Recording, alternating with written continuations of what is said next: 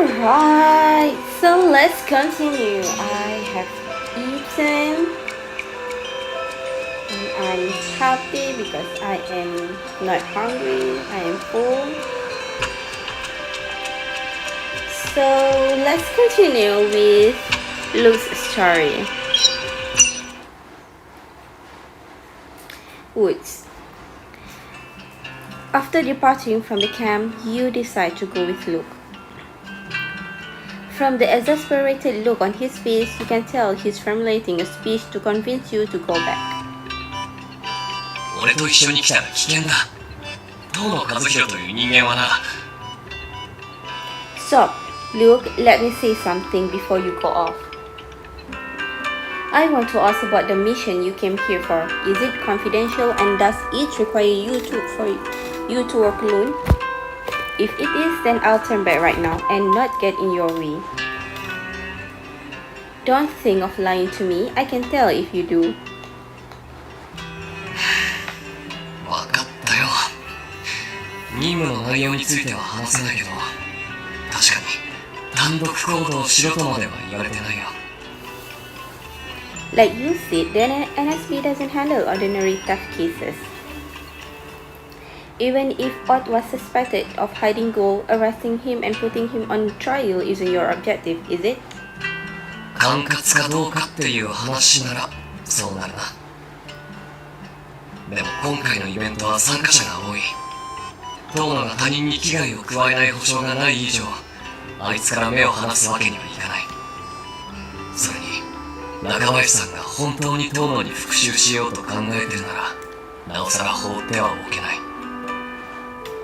From what I can tell, your goal is to find the stolen goods from the Great Gold Heist. まあな、要約すると、俺の任務は盗品を見つけて持ち帰る。それだけだ。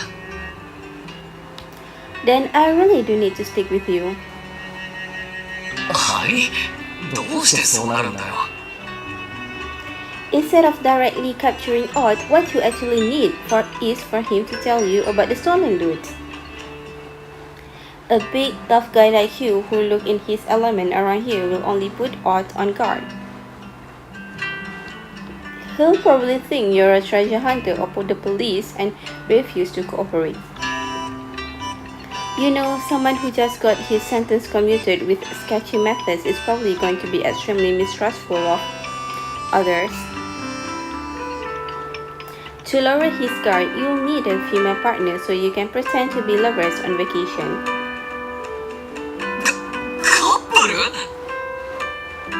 What? Is it insulting to have me as a fake girlfriend?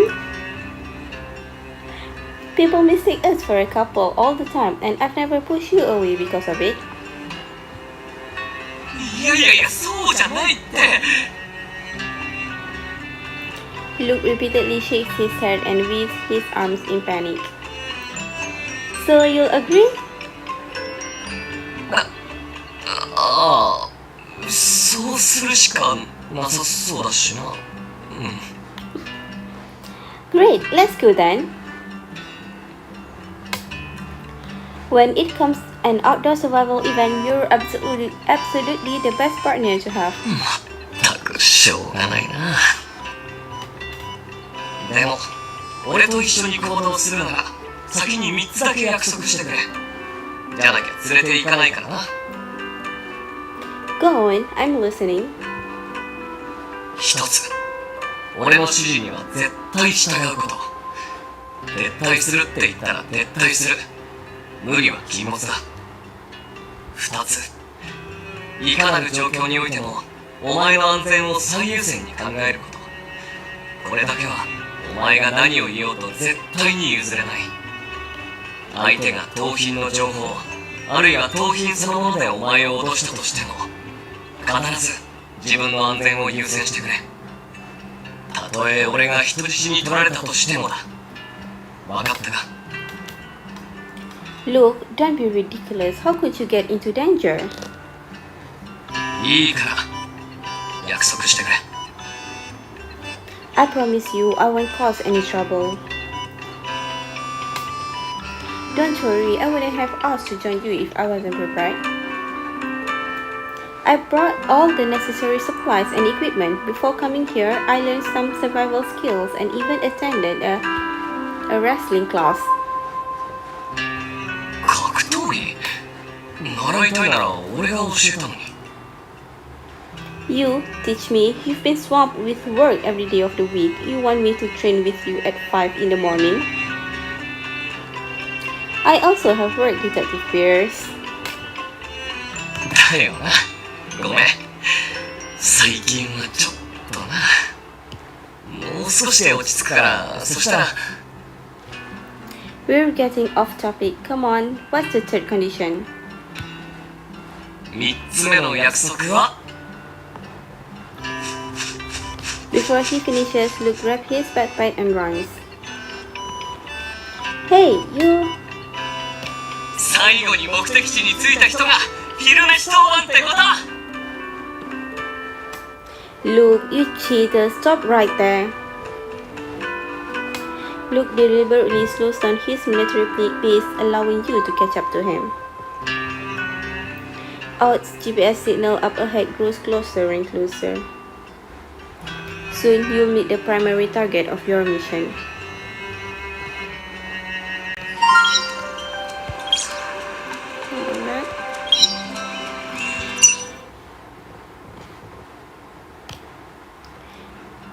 Luke, will Odd really come through here?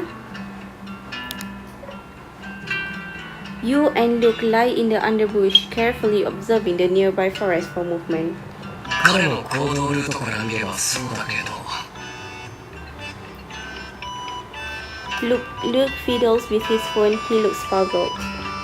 その行動ルートが変なんだよな。よく立ち止まるし、整った道を避けてわざわざ歩きづらい森を行ったりするし。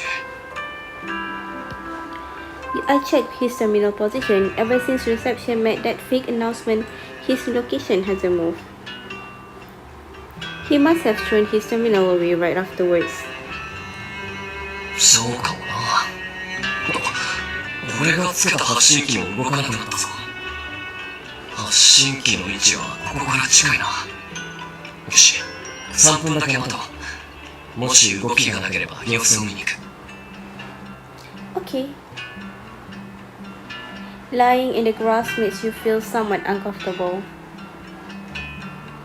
On an island with such a rich ecosystem and a multitude of animal species, you always feel like there are bugs crawling into your clothes. Luke, did you always go on wilderness spy mission like this? Your discomfort is only temporary, but Luke probably experienced this kind of thing a lot in the past 8 years. そうでもないかな。そもそも俺が所属しているのは経済と科学犯罪課だから、ほとんどの任務は街の中で行ってるよ。一応何度か亜熱帯にあるジャングルに駆り出されたこともあったけど、あそこはここよりずっとひどかった。まあその分面白くもあったけどな。それよりお前大丈夫か？もぞもぞしてるけど虫にでも刺されたか？袖口とか襟元はちゃんと閉めたのか？念のためもう一回虫除けスプレーをしておくか。I did all of that. Maybe I'm just imagining all the bugs. It's great that you're back, Luke. You don't have to leave the city when investigating NTS cases, and we can hang out when you're free. 俺もそう思う。帰ってきてよかった。こうしてお前と。シュッ、動くなよ。Luke suddenly lowers his voice and has a serious look on his face. Does that mean Ort is here? You don't dare to breathe. All of your attention is focused on your hearing. From where Luke's looking, the person is coming behind you. But why didn't you hear a single footstep? Luke slowly raises his hand, then suddenly grabs above your back. What's going on? You subconsciously squeeze your eyes shut. ほら、目を開けて。こいつを見てみろよ。You crack your eyes open and see a blur of scarlet moving in front of you. It is a butterfly. A fire red butterfly is caught between Luke's fingers. It gently flaps its wings. どうだ綺麗だろ Yes, it's so piercing. You extend a finger and lightly touch the small butterfly's wings, causing it to quiver slightly. Why you scared me just now? You made me think Ott was nearby. ごめんってちょっとからかいたくなってさ You raise a fist towards Luke and put on what you think is a fierce fist. You're cruising for a bruising. 暴力反対さっき約束したろ任務中は俺の言うことを聞くって I will, but I'll decide when it's during the operation. なんだよそれ任務が終わったら好きにしていいからいたずらは一旦終了な3分経ったけどあいつは動いてない様子を見に行こう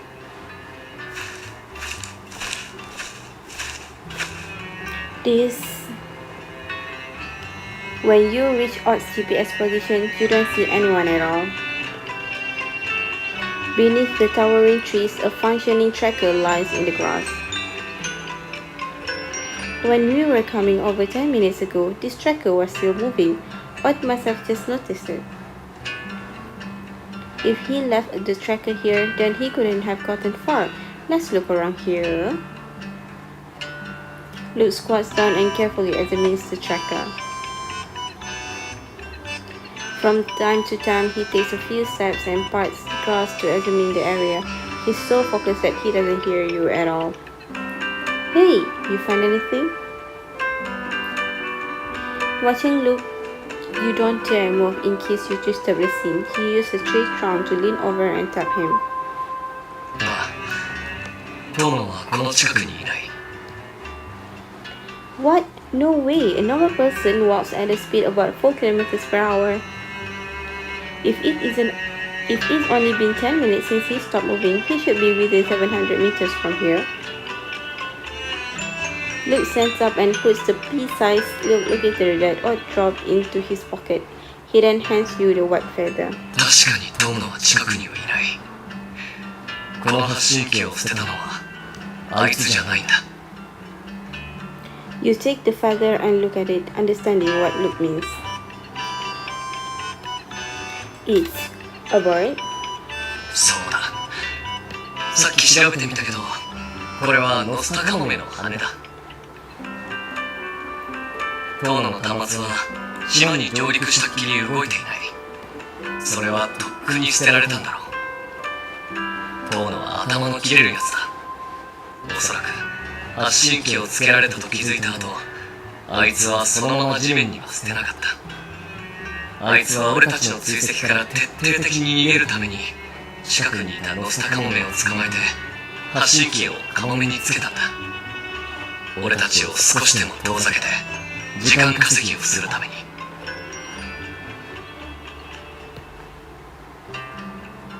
You confirm it was attached to a bird just by this feather alone?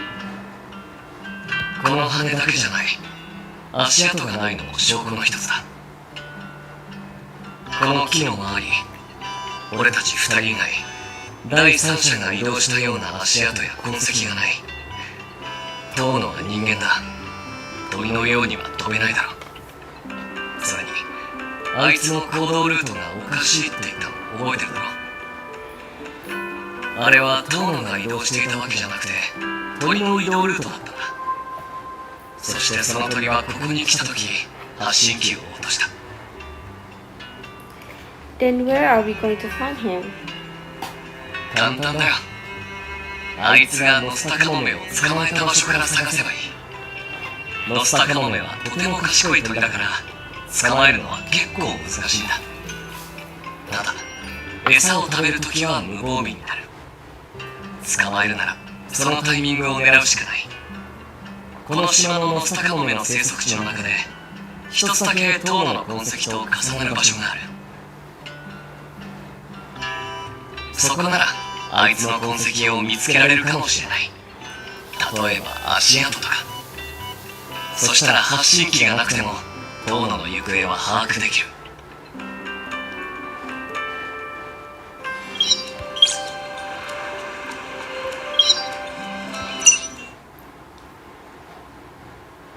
Beach. According to Luke's analysis, you two head to the location where Odd's track intersect with the Nostalgirl's habitat. You consider notifying the other members about Odd's disappearance, but Luke thinks it's unnecessary.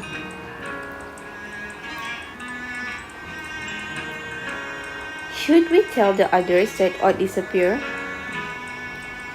いや、まだ大丈夫だ。さっきお前が言った通り、大人の歩行速度なら1時間でそう遠くへは歩けない。それに島の地形は複雑だし、時間が経つにつれて進行速度は落ちるはずだ。他のメンバーの現在地を見た限り、遠野に追いつかれる心配はない。今そのことを知らせる方が、かえってみんなの予定を狂わせる可能性があるからな。That's true. There's no news about Thatcher or Zachary Clark. Looks like everything's going well. Does this mean that Odd didn't inform his accomplice that he found a tracker?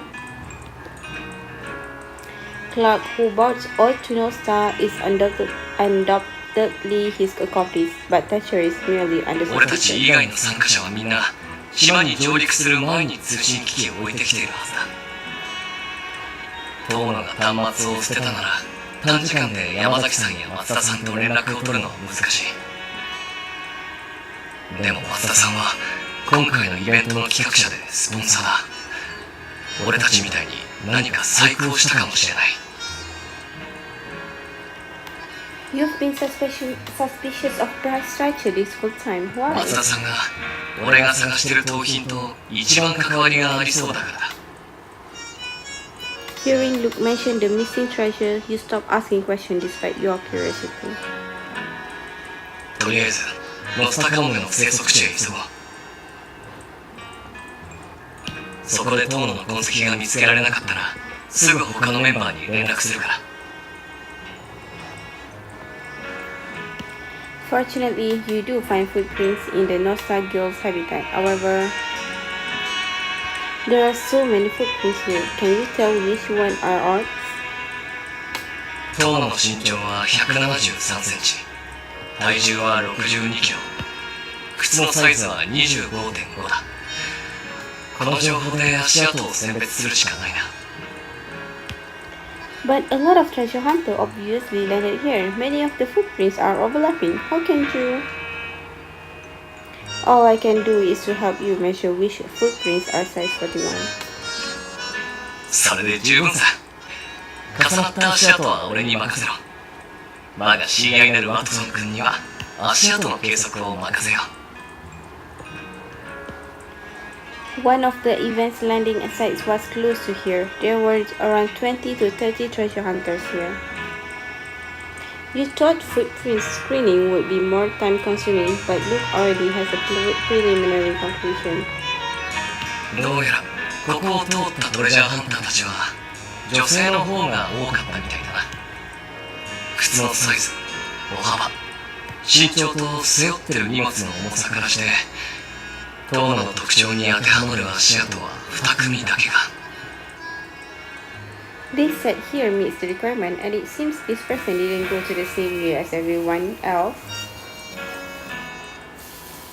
He went into the forest by himself.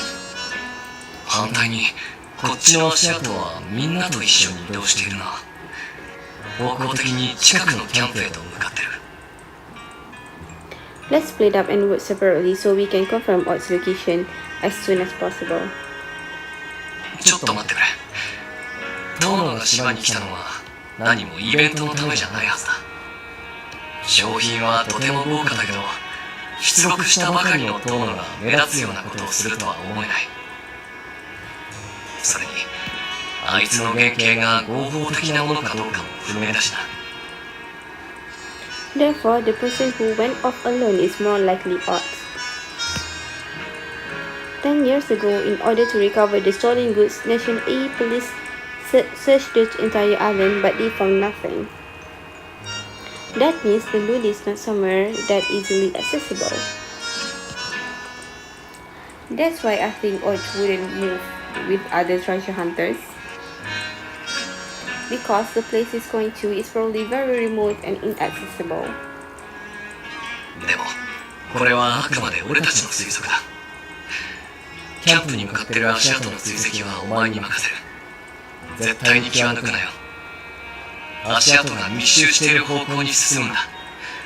もしキャンプに着いても、遠野の姿が見当たらなかったら追跡は中止だ。Got it. Don't worry, Luke. I know what I'm capable of. I'm not going to do anything stupid. But what if I found wood at the campsite? Should I steal the stuff to detain him? いや、その必要はない。俺が遠野を尾行する目的は、盗品のありかを探るためだ。逮捕するだけでいいなら、とっくに戦場で捕まえてる。だから、あいつが敵意を示しさえしなければ、こちらが強行手段に出る必要はない。ただ尾行を続けるだけだ。もし遠野を見かけたら、端末の検査とかを理由にスタッフに引き止めてもらって、時間稼ぎをしてくれればいい。ただ、万が一彼が攻撃的な態度を示したら、その時は直ちに警備員に通報するんだ。Got it. Luke, if you find wood there, please let me know. ああ、お前こそ絶対に一人で遠野と接触するなよ。これは約束してた命令だからな。You two decide on the time to check in with each other, then you set off separately. From the first woods. Among the thick vegetation, an athletic figure flashes by. Maybe due to the camouflage of his clothes, Luke's movements are barely perceptible. Like a spirit of the forest, he lithely traverses through the forest, chasing traces of his prey. あれは After traveling a short distance, Luke has already spotted his target, and a growling snore scares off the bird in the forest.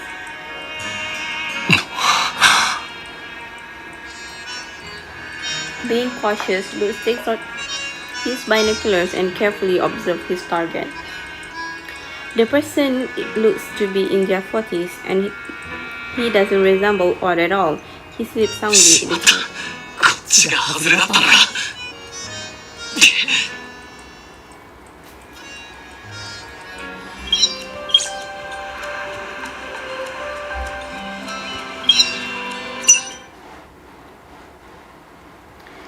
temporary camp. You've been exercising regularly, but in the outdoors, you can't compare to the treasure hunters. By the time you arrive at the campsite, you're already exhausted. Fortunately, the footprint leads to the camp, and if they went into the woods, you probably wouldn't be able to catch up. According to Luke's order, if the footprint out lead as well, you'd have to give up the chase. If you get into danger, you're only going to be a burden to Luke. At the campsite, many treasure hunters are resting or replenishing their supplies. You sit down and watch people come and go as you rest, trying to find out where Odd is. None of them look like him. Half an hour ago, Luke sent you a message. Odd isn't on his end. But if you don't find Odd here either, then you're probably chasing in the wrong direction. Is he resting in a tent? Should I ask the treasure hunters? They might have some clues. With this in mind, you stop a female hunter who passing by. Excuse me, have you seen a man of average build around 173 centimeters tall? The female hunter shakes her head and walks away. Excuse me, have you seen You ask several people about odd photo but don't get any useful information. お嬢さん、人を探してるのか？ Someone suddenly spats you on the back. You turn around and see a stone athletic male treasure hunter. 身長173センチくらいの男を探しているって聞いたけど、多分俺はそいつに会ってるぜ。 Yes, I am. That's great. Can you tell me where you saw him? The hunter smirks and rubs his index finger and thumb together. 情報が欲しいなら誠意を見せるのが常識だろ。 Sorry, my mistake. Name a price. I'll pay for the information if it's reasonable. 合理的な値段だと。俺に値段をつけさせるなんて誠意がないにも程がある。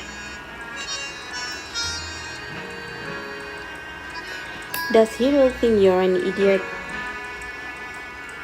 He's trying to force you to make a high offer for something worthless. Does he really think you'd fall for it?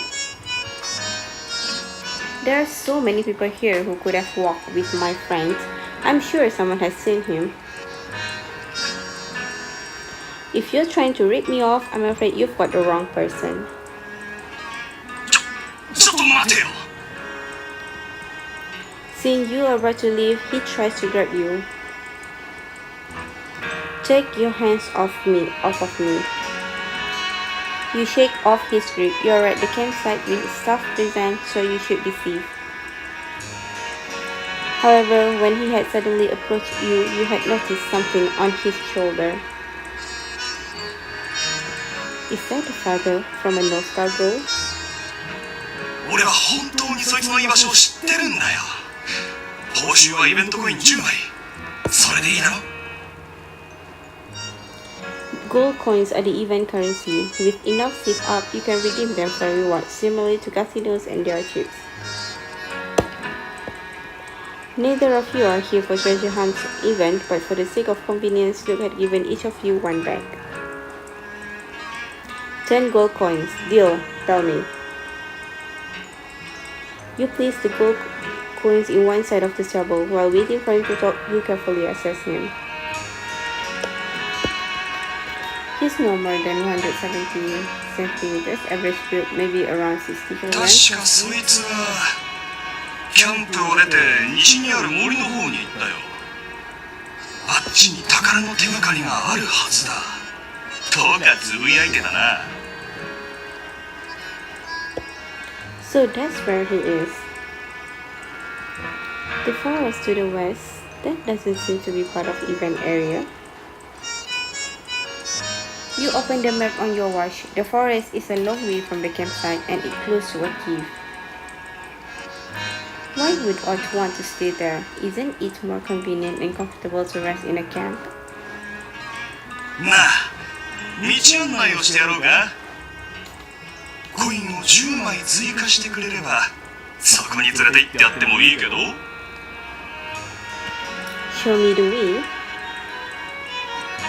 The location he told you about is very remote and now he proposes to take you there. You guess what he's trying to do. You lower your hand and pick at his shoes. I can't really tell what size he's wearing. なあ、行くのか行かないのかはっきりしてくれないか。 It's fine, I'll go by myself. 本当にいいのかい。ここは物騒な島だぞ。お嬢さん一人だと心配だな。 Unlike before, he's suddenly acting gentlemanly, as if he's truly concerned about your safety. Do you really want to go with me that much? No, it's really fine. わかったよ。なら早めに行くことだ。後ですれ違いでもしたら大変だろうからな。 The hunter takes his gold coins while mumbling to himself. The man's strange behavior makes you suspicious. Is he actually Wood in disguise? Did he try to lead me away because he realized I'm following him? You look at your surroundings. There are many staff and treasure hunters here. It's relatively safe. Maybe, maybe you can try to restrain him. I won't be able to beat him physically. I might end up hurting myself if I'm not careful. I'd better call for Luke. You reject his offers and put the lipstick tranquilizer back into your backpack. 毎度あり。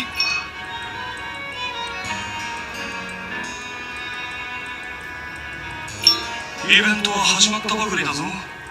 お嬢さんが見たとこ一人。一体どうやってそんな大量のコインを集めたんだ？まさかイカ様でもしてるんじゃないだろうな。 Seeing you put away your coin purse, his eyes become seedy and predatory. It's none of your business how I got these gold coins. We're at a campsite right now. I suggest you don't do anything reckless. He approaches one step at a time and you step back in turn. You anxiously look for a staff member nearby. You want to call out for help. なあ、お嬢さん。 He suddenly leaps forward and grabs your hand. そのコインを全部俺によこせ。でないと。彼女に何をするつもりだ？ Look! You're just about to shout for help when Luke appears right behind the hunter. He grabs the hunter's hand that reaching towards you and twists it backwards above the hunter's head. Obviously, the hunter isn't very flexible. He starts screaming in pain. 貴様、何するんだ、離せ！ With a firm grip, Luke pushes the hunter down onto the ground. He then turns to look at you. 大丈夫か？どこか怪我してないか？ No, I'm fine. Look, I think this man might be odd. Check if he disguised himself. 変装？誰が変装なんかするかよ！人違いだ！いいから早く離せ！ Luke doesn't look like he agrees with you, but he carefully inspects the man regardless. 安心しろ。こいつは変装してない。遠野じゃないよ。 Hey, you said you saw the man I'm looking for. Is that true? 本当だよ！少し前までそいつはここにいたんだ。そんで、さっき嬢ちゃんに教えた内容を探しに来たやつに伝えろって言われたんだよ。細かいことは言わなくていいから、居場所だけ教えればいいってな。でも、それだけで報酬がもらえるなんてラッキーだと思ったけどよ。あいつ、俺を盾に使いやがったな。 He already gave you gold coin and you still want more from me? You're way too greedy. あんたこれに懲りたら、次からはもっとマシな方法を考えろよ。それと、こいつから巻き上げたコインを返してもらうからな。 Luke lets go of the hunter, who hands over the gold coins and run off before you can say anything. Sorry, Luke, if you didn't get here in time, I would have wasted a lot of time on this. There aren't any safety issue at the campsite, but it's still best to avoid creating new problems. そう謝るな。警戒心が強いのはいいことだし、油断したところを相手に突かれるよりマシだ。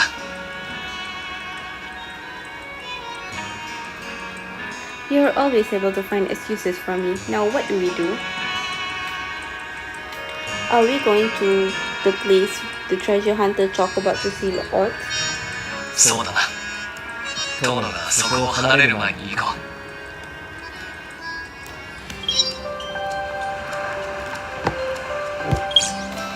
Okay, number 5. Eh?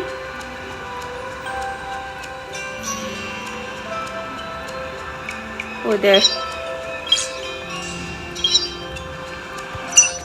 Seriously.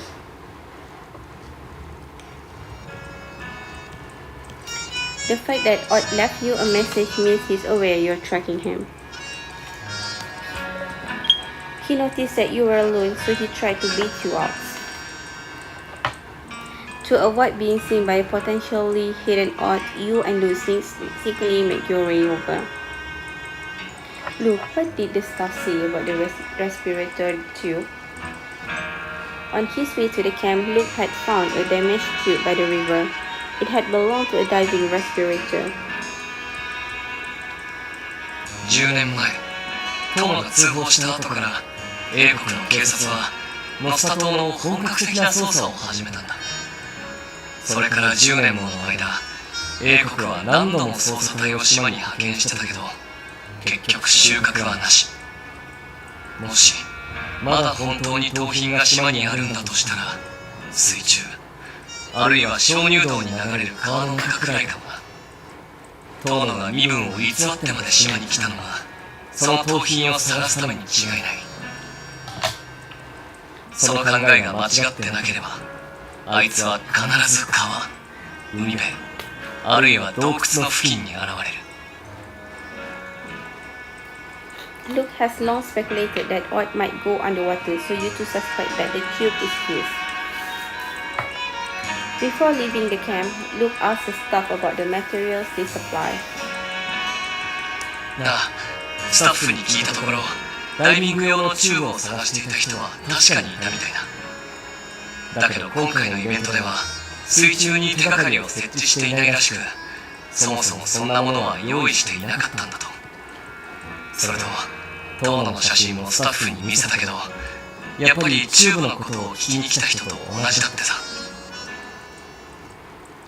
It was him, but it seems you feel something is off. You feel something is off in Luke's tone of voice, but you can't tell what the problem is. どうやら、お前も気づいたみたいだな。Underwater? Right, why didn't the organizers didn't put any clues underwater? Nostar has a lot water environment like shoals, rivers, and offshore reefs. Besides, this is a treasure hunt. Even shows would prepare underwater これでお clues. 前も松田さんが怪しいって思ってきただろう。彼はイベントの企画者であり、謎の出題者だ。トレジャーハンターに憧れている彼がどうして水中探索を避けたのか。安全面を考慮したのかもしれないけど、それ以外で順当に考えたら、参加者が盗品を見つけてしまう事態を防ぐためだろうな。だから、たとえ遠野の仲間じゃないとしても、松田さんは盗品のありかについて何か知っているはずだ。What's your plan? When we get there, should we keep following him or should we confront him and ask about the loot? Luke goes silent for a moment, thinking carefully about the next step. 遠野はお前をおびき寄せ、危害を加えようとしている。それと発信機の情報を見るに、中林さんもこの近くにいる。今の遠野は十分に攻撃的で、放っておくにはあまりに危険だな。この後の盗品探しが面倒になるだろうけど、彼と遭遇した場合は、その場で確保しよう。Hopefully he'll tell us about the goal when we have him. 心配するな。Otherwise, your mission. 心配するな。あいつが何も言わなくても、俺は必ず任務をクリアしてみせるから。それより、そろそろ静かに行こう。もうすぐ目的地に着く。In the woods not far ahead, you can vaguely see a fire. You and Luke stop at a distance from which you can spy Odd with binoculars without exposing yourself. Through the binoculars, you can see that Odd is sitting next to a fire with his back to you. It's Odd. He's wearing the same clothes from his prior disguise, but Ut came as Clark's assistant, so he was dressed in a business casual outfit. But now in the wilderness, why would he wear the same thing? いや、あれは遠野じゃなく、彼が作ったデコイ、ハニボテだ。Dummy? No wonder, not only is he wearing the wrong clothes, he hasn't moved at all in a long time. 遠野のリュックはまだそこにある。多分、あいつは近くで潜伏しているんだろう。あの人形でお前をおびき出してから、不意をつくつもりなんだ。女性のトレジャーハンターでも手軽な人はいる。お前の実力がわからない以上、待ち伏せするのは賢明な選択だ。Thanks for thinking so highly of me, Oz. If he's hiding, he must be within viewing distance of the bonfire. Have we already exposed ourselves? 大丈夫。あいつに気づかれる程度なら、俺のエースの名が廃るってもんだ。Luke adjusts his binoculars, then carefully observes the woods on the another side of the fire. さてと、どこに隠れているんだか。Luke's military binoculars have a lot more functions than ordinary ones. However, in the hands of an amateur like me, those functions are wasted. この石10年前の大事件で生き残ったらしいけど、所詮は素人だったってことか。どれだけご大層な相手なのかと思ったけど、警戒しすぎだったか。よし、見つけた。Hearing Luke sees this, you don't dare make a sound. You hold your breath and watch as Luke quickly pulls out a tranquilizer gun and takes aim with his foot. With a light pop, Luke puts away his gun, stands up and reaches out to you. 終わったぞ。早くあいつを捕まえに行こう。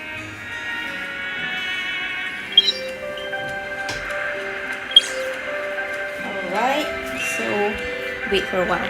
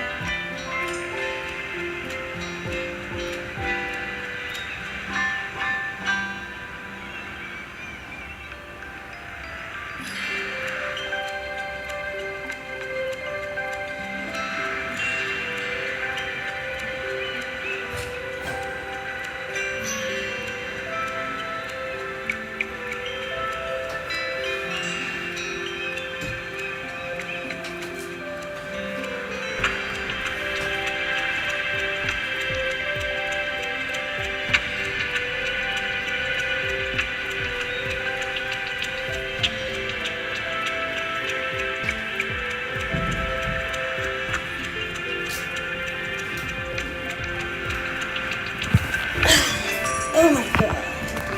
Right. So let's continue this and this.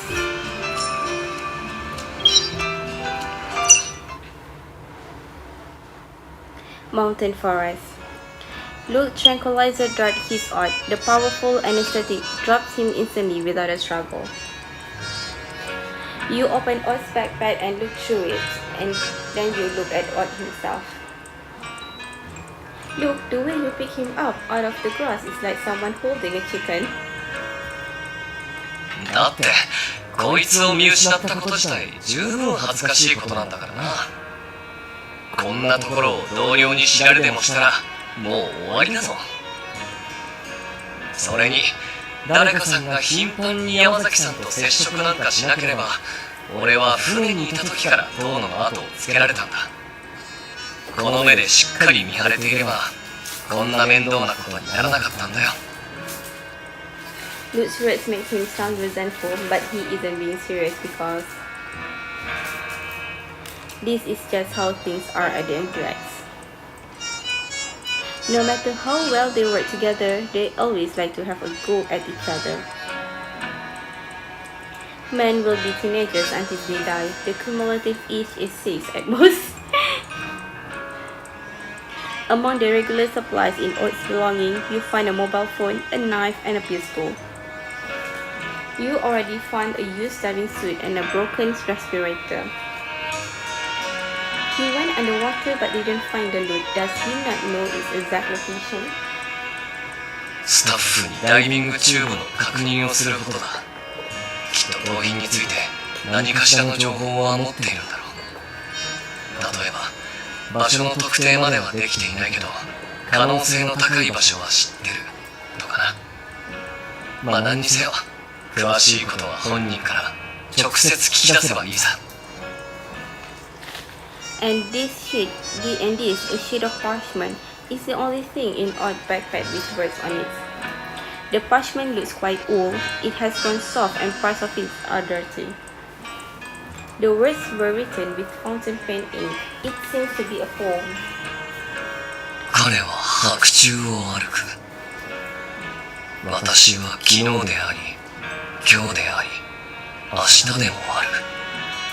幾千の時を超え扉は開き、彼の金の王爵を灯す。Is this clue related to where the pool is? 俺の記憶が間違ってないなら、これは死者の書の文章をアレンジしたものだ。盗品を探す手がかりになるかもな。見たところ、この紙はおそらく10年前のものだ。Why is a quote from the Book of Death related to where the loot is? You try to understand, but Luke doesn't look like he's going to explain, so you just accept it as a fact. At this time, the anesthetic is gradually losing its effect, and Oat is starting to come around. ところで、そろそろ夕飯の時間だな。そういえば、この近くの森にすっごく甘い野生の果物があっただろう。食後のデザートにいくつか取ってきてくれないか？ Okay. Obviously, picking wild fruit is just an excuse. Luke is trying to send you away. Knowing that Luke's mission is confidential, you take out a small bag and go do as well too. ちゃんと端末と携帯も持っていけよ。それと、何かあったらすぐ俺に連絡するんだぞ。Okay, call me on the encrypted channel if you need me. I'll be right back. And seeing the girl leave, Luke's gentle expression is gradually fixed away. He kicks the bound Ott and coldly stares at him from above. Ott, who has just regained his consciousness, sees Luke and starts trembling out of fear. お前は誰だ？なんで俺を拘束してるんだ？早くこの縄を解け！遠野和弘、33歳。母親を早くに亡くし、父親は強盗罪で逮捕。中学を中退した後、強盗団アウルムレオンに加入。子は親に似るものだな。いや、一応は父親よりも優秀だと言うべきか。親父が逮捕される前に稼いだ金額をあんたは一回で手に入れたわけだからな。よく知ってるな。俺を調べたのか？10年前の黄金強奪事件でアウルムレオンは壊滅し、あんただけが生き残った。あんたが今回この島に来た目的は、その当時に残してきた盗品を回収するためだろう。何を言っているのかさっぱりだ。確かに俺は事件の当事者だ。だが盗品を探しに来たわけじゃない。現に俺だって残りの黄金のありかは知らない。知ってたらとっくに警察に教えて減刑してもらってたよ。俺はなともの、あいつをそう長く森の中で待たせるわけにはいかないんだよ。ここら一帯は安全で獣もいない。でも見ろ、もうすぐ日が暮れる。彼女一人だと心細いはずだ。だから俺はそんなに待てないんだよ。何を言ってるんだ。俺は本当に。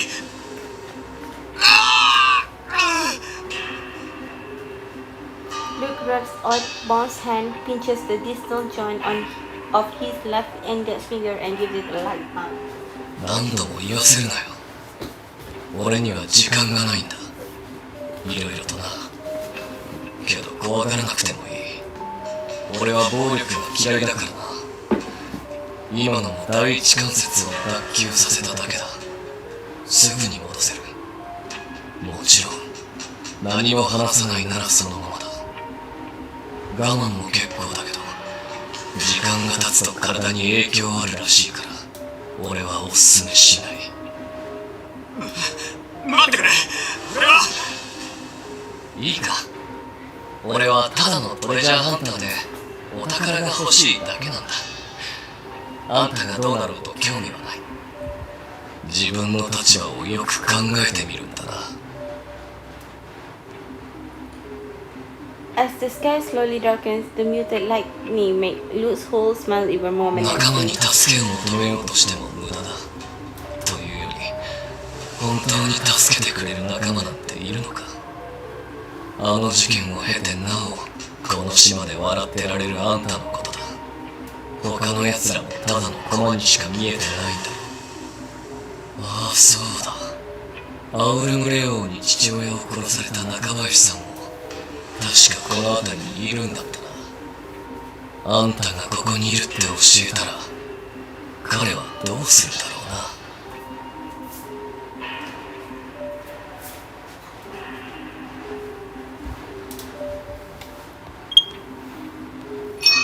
Luke takes out his phone and shows it to Odd. A GPS marker nearby clearly displays Jack's name. 俺が帰る前にあんたには筋弛緩剤を打っておく。それを打つと意識を保ったまま何も抵抗できなくなるんだ。 Glancing at the sluggish Odd, Luke opens his own backpack and takes out a medicine case. A syringe is inside. そうだ。中林さんの親父さんが10年前に味わった経験をあんたも体験してみるか。嫌だ。言う。全部言うから。やめてくれ。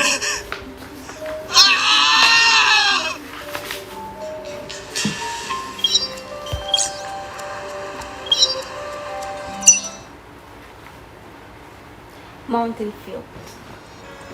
According to Odd, the undiscovered gold was hidden in a deep underwater cave on the island. It was hidden by the second in charge of the gang, and Odds only know the rough location. During his time in prison, he confirmed two possible sites by studying the riddles left behind. He checked off one side, so it's very likely that the other is your intended destination. Do you think Odd was telling the truth? いや、あいつの話を信じるならわざと逃がしたりはしないよ。 Yes, you're not escorting Odd to the treasure location, but following him with your tracking app.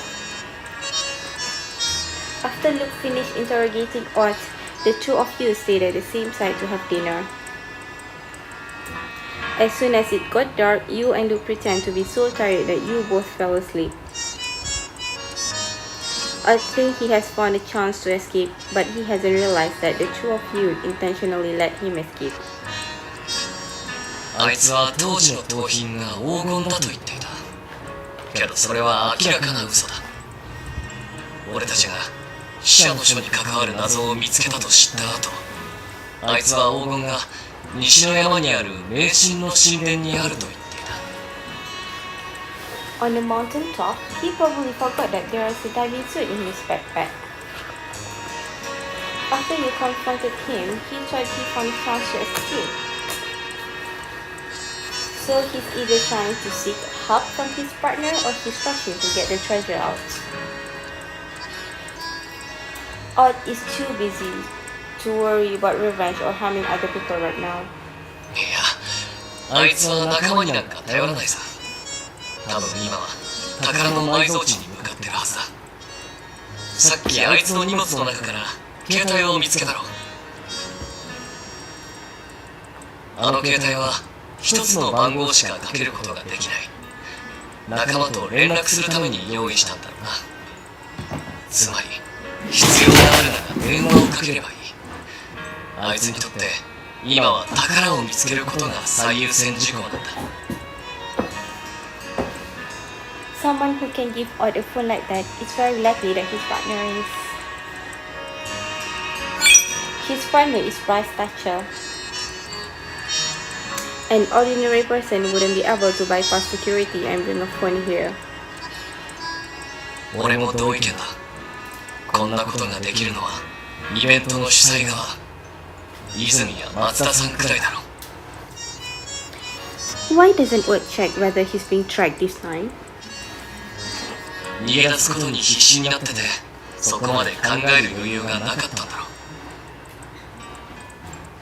I thought someone who could survive a gang mutiny must be very smart, but it looks like 頭の回転が速いかどうかはその場の環境に影響されるもんだ。人間は極端な環境に立たされるほど直感的な判断に頼ってしまいがちになる。当時の強盗団だって皆殺しをする勢いで争う奴が一人でもいれば生き残りなんていなかったはずだよ。それに遠野は俺相手だと明らかに劣勢だ。何かを企んでいたとしても実力の差を突きつければ考える余裕なんてなくなるんだ。 Right, Detective Pierce is the best, a man with the ability of 10. Your compliments don't cheer up, Luke. On the contrary, he seems a bit forlorn. お前、さっきさ、ずっと森で待っててくれたろ。気を使わせてごめんな。 It wasn't that long. I understand. Your mission is confidential, so I couldn't be there. それはそうだけど、そうじゃなくて。なんでもない。これを言ったら、またお前に過保護だって言われるだろうし。とにかく、お前といる時の俺は、ずっとお前が好きな俺だから。それだけだよ。Look, what are you going on about?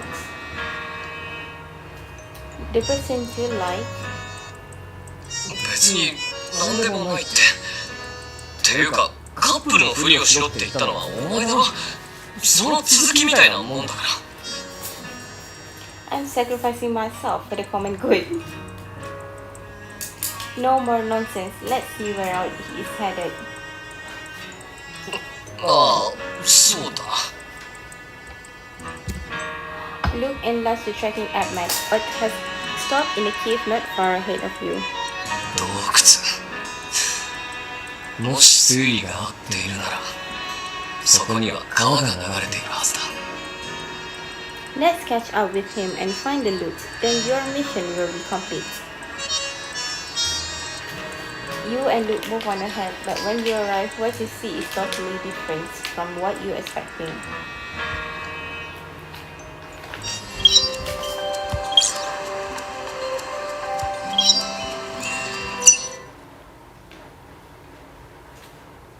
Cave. ってことはつまり、あんたも盗品のありかがわからないんだな。The cave Oath went is to exactly what you two had expected.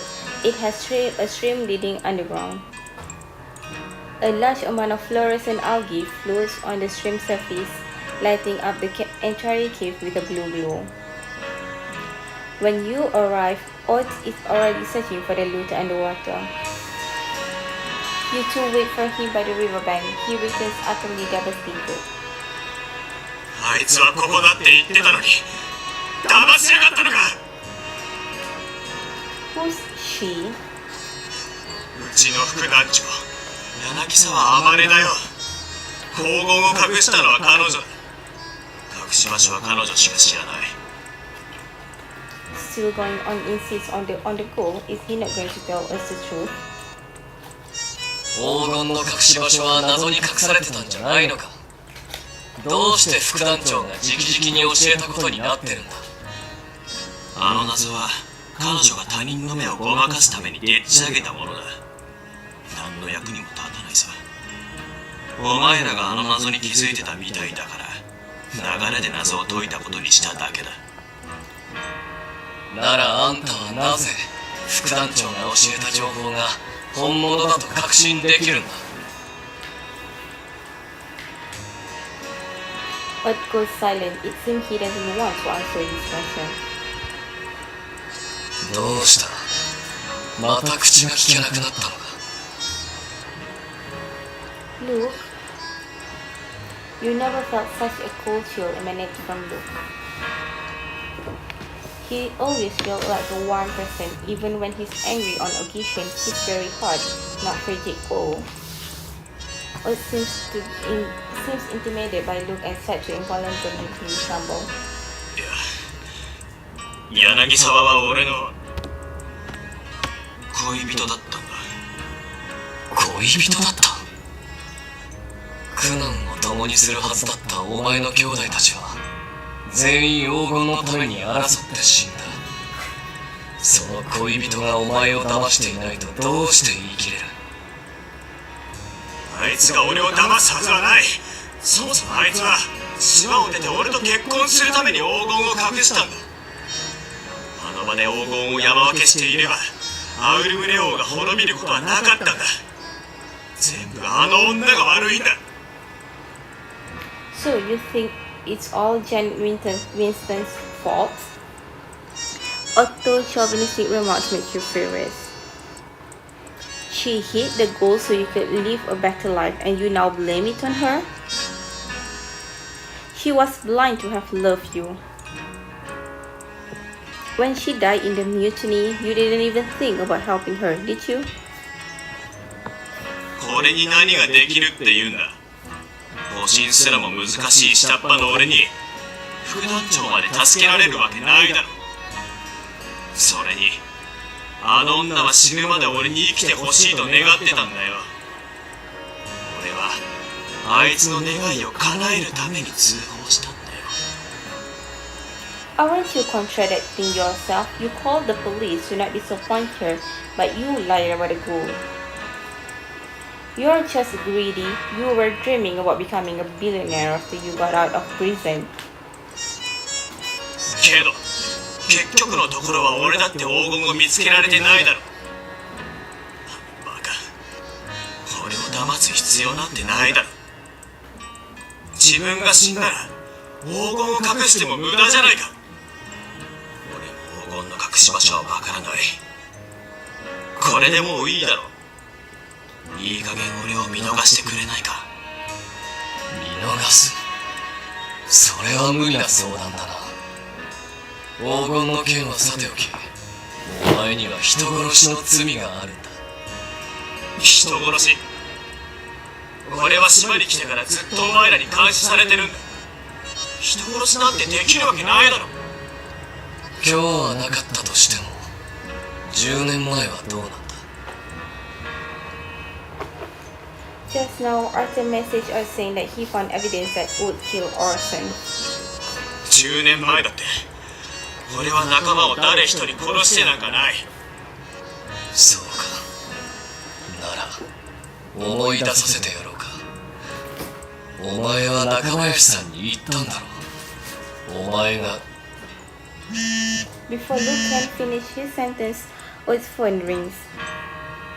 出ろ。スピーカーをオンにしてな。どう返事するかは分かってるはずだ。Luke pulls out a triangular dagger from his waist and gently rests it against O's neck. Odd grabbed his phone and in a panic, his hand trembled so much that he almost dropped his phone. 遠野、今どこにいる？早く西の迷信の神殿に来い。邪魔者を排除してくれ。Odd swallows and looks at Luke in terror. Luke sees nothing but gently traces Odd's carotid artery with a dagger. もうちょっとで仮面が手に入るんだ。そしたらすぐに向かう。Mask? ダメだ！今すぐ来い！こっちは時間がないんだ！もうすぐ夜が明ける！無茶を言うな。こっちからだと距離がある。急いだところでとっくに夜が明けてる。それにその仮面を手に入れたい輩は他にもいる。俺が早く確保しておかないと他の奴に奪われるからな。いいかと思う。武士の儀式を行うためには呪文と仁義、その両方が必要なんだ。ノスタの迷信の杖はすでに行方不明になった。だがお前が仮面を持ってくればまだどうにかなる。それさえ手に入るのなら私はいくらでも払う。しかしそれが他人の手に渡ろうものなら、お前の悪趣味な思考が書かれた例の日記を警察へと届けてやるからな。The speaker hangs up on the phone. マサ、何を言う？ Blood trickles down Odd's neck. どうの？あんたさっき松田さんに合図を出そうとしたな。向こうも手一杯で残念ながら失敗していたようだが。そうだ。さっきまで殺人なんて犯してないと言ってたよな。これで揃ったんじゃないか。その日記とやらが犯罪の証拠になるんだろう。俺が人を殺したかどうかはお前らと関係ないだろ。一体何者なんだお前らは。Luke puts the daggers against Joshua's neck when he lowers himself towards him. Luke laughs at you. In his eyes, you sense a hint of sadness. Suddenly, you understand Luke's unfinished sentence from before. お前、さっきさ、ずっと森で待っててくれたろ。気を使わせてごめんな。It wasn't that long. I understand. Your mission is confidential, so I couldn't be there. それはそうだけど、そうじゃなくて。なんでもない。これを言ったら、またお前に過保護だって言われるだろうし。とにかく、お前といる時の俺は、ずっとお前が好きな俺だから。それだけだ。He wanted you to leave not because his mission is confidential, but because he didn't want you to see him like this. どうの？小細工はもうやめにしようか。この際、俺が誰だっていいだろう。いいか、もう一度嘘をついてみろ。なんなら、俺があんたの迷信になってやろうか。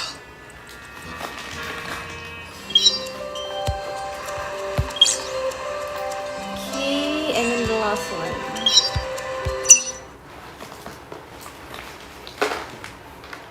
Mountain View. Hearing odd and textual conversation, you finally understood what was missing from the Great Gold Prize. Under Luke's interrogation, Joshua Odd tells you everything about the gold mask. The riddle on the parchment you found in his backpack turns out to be the only clue to the golden mask. 1 hour ago. Keith. どうの？あんたが知ってるアヌビスの仮面に関する情報をすべて吐くんだ。Anubis, the ancient Egyptian god of death. That's why Luke knew that the book of the dead related to the lute. 今回は情報を隠して逃げられると思うなよ。松田さんであろうと誰だろうと、いくら出そうがお前の命は買えないからな。待ってくれ、教える、全部教えるから。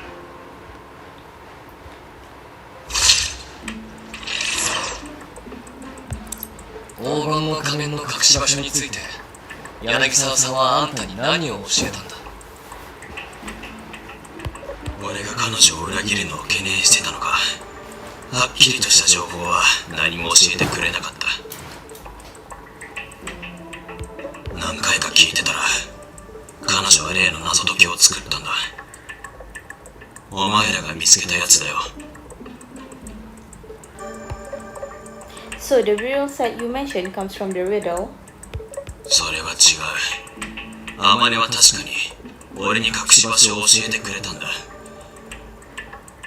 彼女が死ぬ寸前にな。具体的な場所まではわからないが、仮面は夜行中のいる水域に隠してあるんだ。でも俺はこの島のことをよく知っていた。夜行中が現れる場所といえば2カ所しかない。それでその仮面のありかを知ったのに、どうしてすぐ確認しに行かなかったんだ？当時のアウルムネオはその仮面のせいで揉めてたんだ。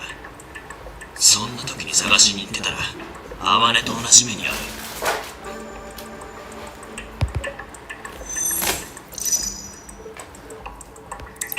この謎のヒントは1枚だけなのか？いや、ヒントは全部で4枚ある。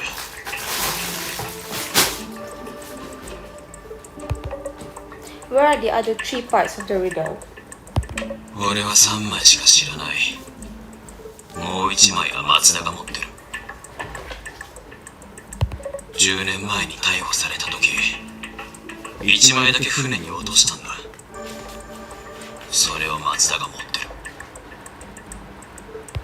謎のヒントは当時、英国のとある警察官に横領されたんだよ。それで仮面を見つけられるとでも思ったんだろうな。松田が言ってた日記も、その警察官に差し押さえられたものだ。なるほど。それで残りの2枚は？一つは減刑申請をしてもらうために山崎に渡した。そしてもう一つは仲間やしに。あいつが10年前のあの漁師の息子だってことにはとっくに気づいてた。だから島でケリをつけようとしてた。ステラスだと動きづらいからな。謎のヒントを渡して、この島に黄金があると教えてやったんだ。お前が松田の仲間なら、松田が持っている1枚も見たはずだろう。その内容を教えろ。そんなの覚えてるわけないだろ。俺だって謎の内容なんて全然気にしてなかったんだから。あの強盗団でアマネは唯一勉強のできるやつだった。俺にも学さえあれば強盗なんてしてなかったよ。その謎は一体仮面とどう関係があるんだ？お前をごまかすために作ったものじゃないだろうな。謎は本物だよ。さっきの嘘だ。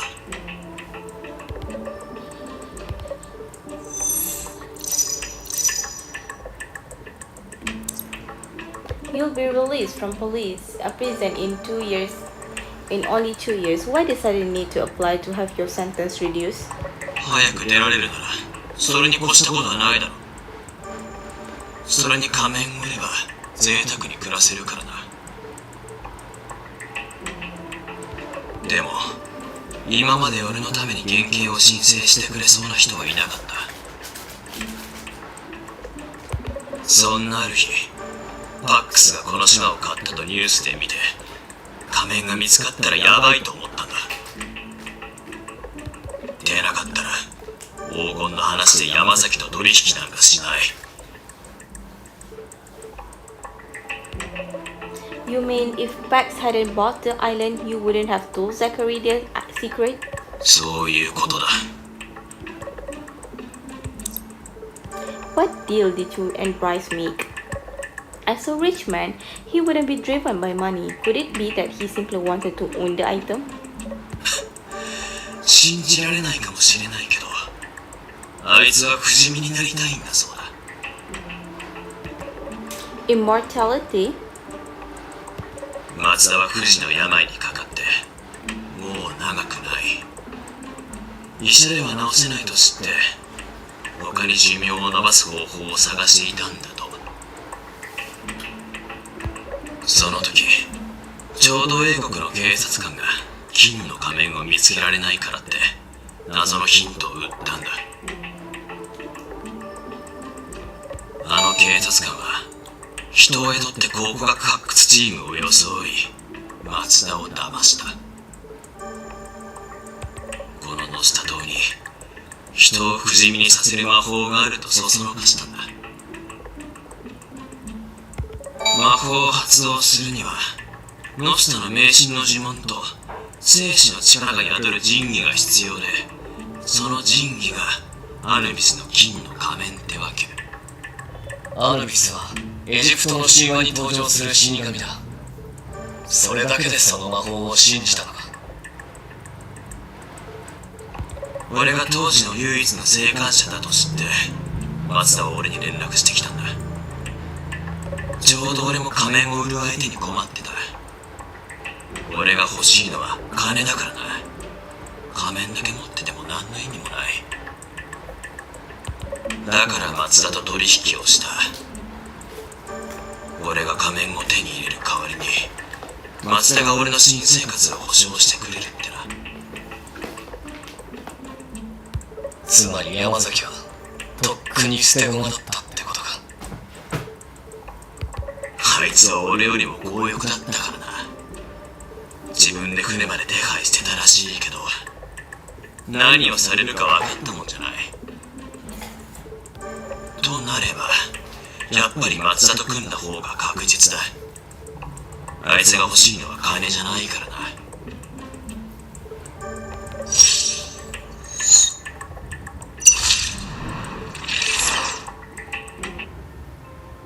After you and Luke finish interrogating Ott, you take him out of the cave. Luke calls security to escort him. On the way to the beast camp, Luke is very quiet. You know there's something on his mind. Luke, why are you so quiet? ああ、ちょっと疲れてさ。どうかしたのか。Nonsense, don't try to lie to me. Are you upset? 深い顔なんかしてないよ。後でちゃんと謎を揃えて考えなきゃって思ってただけだから。アヌビスの金の仮面を見つけないと俺の任務も終わらないからな。あの金の仮面はな、本国で展示するためにエジプトの博物館から借りたものなんだ。向こうの国の国宝なんだぞ。死者と交信できる力が秘められているとか、なくした当時は外交のピンチだったんだ。その仮面に目をつけられるのを懸念して国家間で話し合った結果、この件は一旦レプリカを作って伏せることにしたんだ。それからはうちも向こうも全力で仮面の行方を探してるんだ。この島は英国の領土だからなかなか上陸する機会に巡り合えなくてな。パックスのイベントがなかったら俺も来ることはなかった。これだけは泉に感謝しないとな。 Luke, when you lie, you either see nothing at all or way too much. Who asked you about the mask? そうだな。あのさ、俺。You really don't have to worry. In my heart, you'll always be the same person.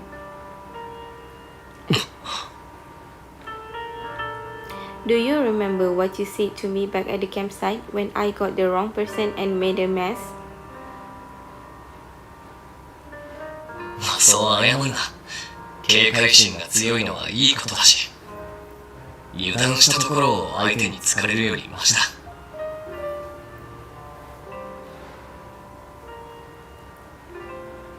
I actually feel the same way. I'd rather you act ruthlessly when facing criminals than get yourself hurt because of your kindness.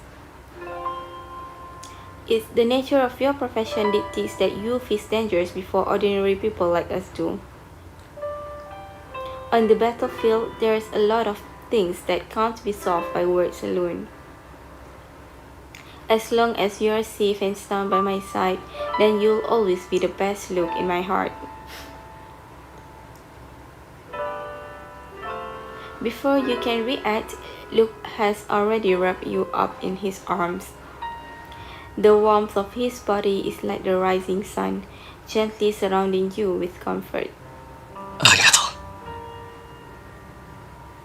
俺、これから先は絶対に、ずっとお前のそばにいるから。You're lying, Luke. We watched the new PV. Okay, 3-4. Okay, done. So, okay. Marius story. So, where is Marius? Okay, here it is. Woods. Departing from the camp, you choose to go with Marius. あのさ、どうして俺と一緒に来たの？もしかしておじさんに疑いがかかってるから、俺も同じ穴のムジナだって思ってる。どうせ俺を見張りに来たんだろ。Marius, what do you even have in that head of yours? If I suspected you, I wouldn't have chosen to come with you. It'd be easier to investigate you with the other three. じゃあどうしてパックスをついてからこうも面倒ごとに巻き込まれてる俺に同情でもしてくれたの？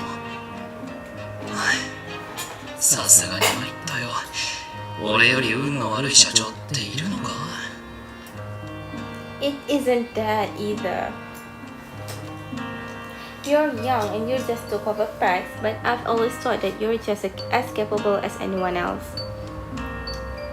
No matter what the obstacle is, you don't need pity. You're capable of solving your own problems. Seeing Mary so despondent, you can't help but comfort him. Luke is always cautious. He wouldn't suspect someone for no reason. I can sense that you are close to your friend. Of course you'd be upset if he were involved in robbery. Even the toughest people need understanding and support.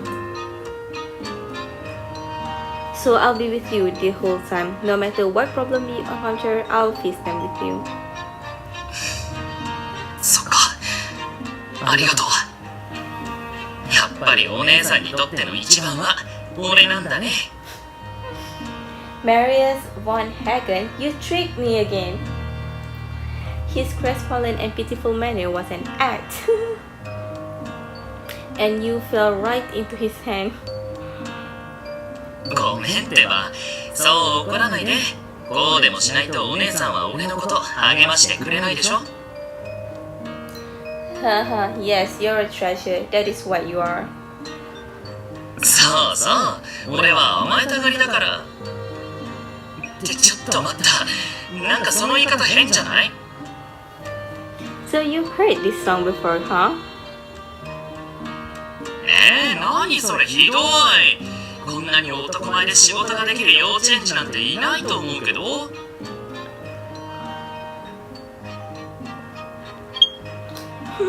Enough already. Let's get back to business. いいよ。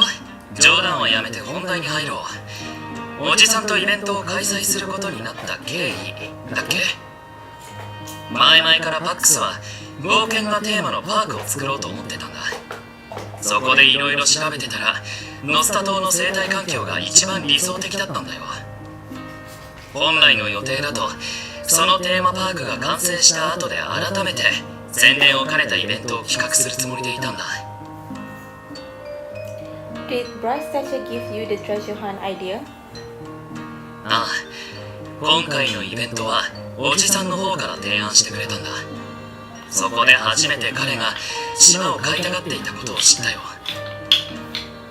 Did he also come up with the puzzles for this event? うん、全部おじさんが自分で設計してたよ。ちなみにイベントの脚本はおじさんお抱えのチームが作ったオリジナルの話だってさ。正直俺にもお宝の隠し場所はわからない。 You're the official organizer and you didn't check out the event plan? こっちもいろいろあってさ、最初はちゃんと読むつもりだったけど、あんたを誘ってから気が変わった。最初から答えが分かってたら宝探しなんて面白くないでしょ。 Who knew so much could have happened before we even arrived? Hey, wait, doesn't that mean this treasure hunt lost all meaning to Bryce Thatcher as well? You said that he organized this event to fulfill his dream of treasure hunting. What's the meaning of this event to him now? それに関してはイベント企画の段階で俺も思ってた。でもおじさんはノスタ島の古代遺跡、そしてそこに宿る未解明な謎こそが宝なんだって言ってたんだ。おじさんはイベントよりも島の遺跡巡りが目的だったんだと思う。この宝探しイベントはあくまで冒険を夢見る人たちに用意したもので、一応ついでにアウトドア用品の宣伝にもなる。 This all sounds reasonable, but... 実は遺跡巡りはおじさんの昔からの趣味だったんだ。だから俺も何も気づけなかった。おじさんは大学時代に考古を専攻にしてたんだ。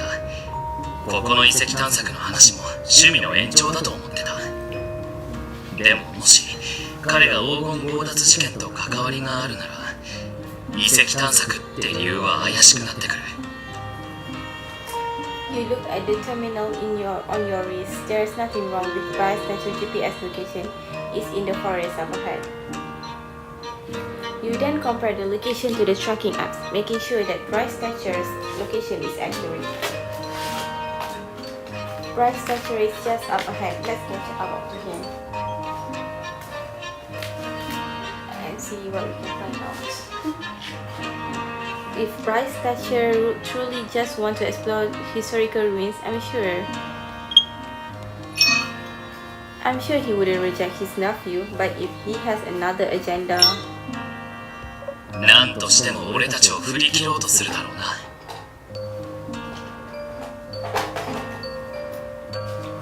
ちょっと待った。まだ準備することがある。 What is it? Marius takes off his backpack and points at yours. ほら、そのリュックにある水とか懐中電灯とか重たいものは全部俺に預けて、俺が代わりに背負ってあげるから。 It's fine. I'm not some fragile flower. I can manage at least this much. それはもちろん分かってる。俺はお姉さんよりも体力あるでしょ。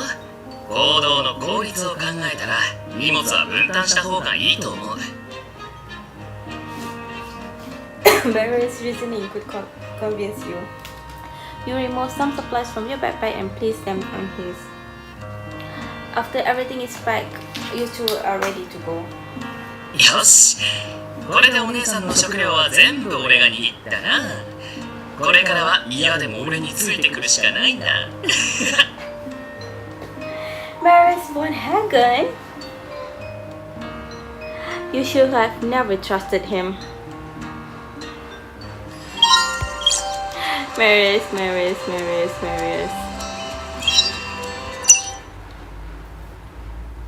Woods. After a short walk in the forest, you run into Bryce Thatcher, who's looking at a paper map. おや、奇遇ですね。まさか出発して早々におじさんと鉢合わせるなんて。K 君、どうして君はここに？そちらの方は？すみません、紹介が遅れました。こちらは俺の友達で、テミス法律事務所の弁護士の方です。そうか、この子が。K 君、君のお父さんは君が外国人のお嫁さんをもらうだろうと話していたが、違ったようだね。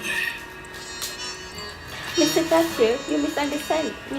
Marius and I are just regular friends and colleagues. おや、そうだったのか。それはすまない。失礼した。紹介が遅れたね。私は松田隆だ。K 君の叔父のようなものだよ。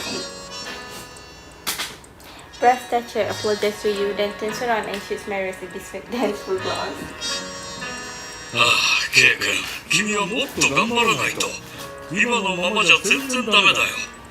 もっと積極的にいかないと。You rarely see Marius so speechless, so you can't help but laugh. Marius, you deserve it. 俺のことはいいですから。それよりちょうどよかった。実は俺たちおじさんを探してたんですよ。私を？イベントの方で何かあったのか？はい。もしかしておじさんはまだ端末からの通知を確認してませんか？少し前に一部の端末が一斉に故障してしまい、緊急通知を出したんです。まさかおじさんの端末も？ Brass Thatcher raises his wrist and looks at his terminal. いや、私の端末に異常はない。今までずっとミュート設定にしていたせいだな。通知に気づかなかった。しかし妙だな。この端末はパックスが開発した最新製品だったはずだ。どうして急に故障したんだ？ Someone snuck into the equipment warehouse early this morning and damaged them. We also found that the warehouse surveillance was tampered with. Mr. Thatcher, check and see if you still have the keys to the warehouse and surveillance room. Aside from the relevant stuff, Marius and Bryce Thatcher both have keys to the important areas of the cruise ship. Excluding staff, Bryce Thatcher is the only other person who can access those areas without leaving a trace. On your way over, you and Marius planned a test for Bryce Thatcher. おじさんに会ったらまず端末が壊された事件について探りを入れてみよう。その後はなんとか彼と同行できるまでに持ち込んで、おじさんの本当の目的をはっきりとさせる。水瀬が言えなかった何かの正体は俺たちの手で突き止めよう。 If we directly ask to join Bryce Thatcher, he'll most likely reject us. Once that happens, he'll be on alert. It'd be harder for us to follow him, even secretly. その件については安心して、俺が絶対にうんって言わせてみせる。年配の人との交渉は慣れっこだからね。でも今回だけはお姉さんにも協力してほしいね。なんと、事件は今朝起こったというのか。Bryce Thatcher looks as though he knows nothing about it. He immediately takes off his backpack to look for the keys. Before long, you confirm that Thatcher still has his keys. おかしいですね。おじさんが鍵をなくしてないなら、一体どうやって倉庫とモニター室に入れたんでしょう。そうだな。どこかのトレジャーハンターがスタッフとグルになってやったのかもしれない。宝や金のためならば何でもする。そういう輩はトレジャーハンターの中にもいるだろうな。私も人選にはもう少し気を使うべきだったか。まさか開始早々でこんなことになるとは。そう気になさらないでください。起きてしまったことは仕方ありません。実は俺もイベントは一旦中止しようと考えてます。参加者全員の身分を一度精査して、危険人物がいないか確認します。そこで問題がなければ再開するつもりです。そこまでする必要はないだろう。せっかくたくさんのトレジャーハンターに参加してもらっているんだ。いきなり中止にしたらパックスの名に傷がつくだろう。A 君、イベントを中止にするのは軽率すぎる。予想外の事態が起きても冷静な対応を取るべきだ。端末が故障したのなら運営本部も気づいているのだろう。端末の交換さえ行えばイベントは続行できるはずだ。 As he talks, Bright Statue looks at the terminal announcement again. ほら、君はすでにこのように通知を出しているだろう。どうして中止したいなどと言い出した？通知を出したのはあくまで参加者を安心させるためです。けど俺はやっぱりみんなの身の安全が心配で中止を考えたんです。でもおじさんが言った通り少し早計だったかもしれません。中止の件は一旦保留にします。でもおじさんは病み上がりです。そしてこの島には今何かよからぬことを企んでいる輩がいる。おじさんの身に何かあったら困ります。お願いです。俺と一緒にフェリーに戻りましょう。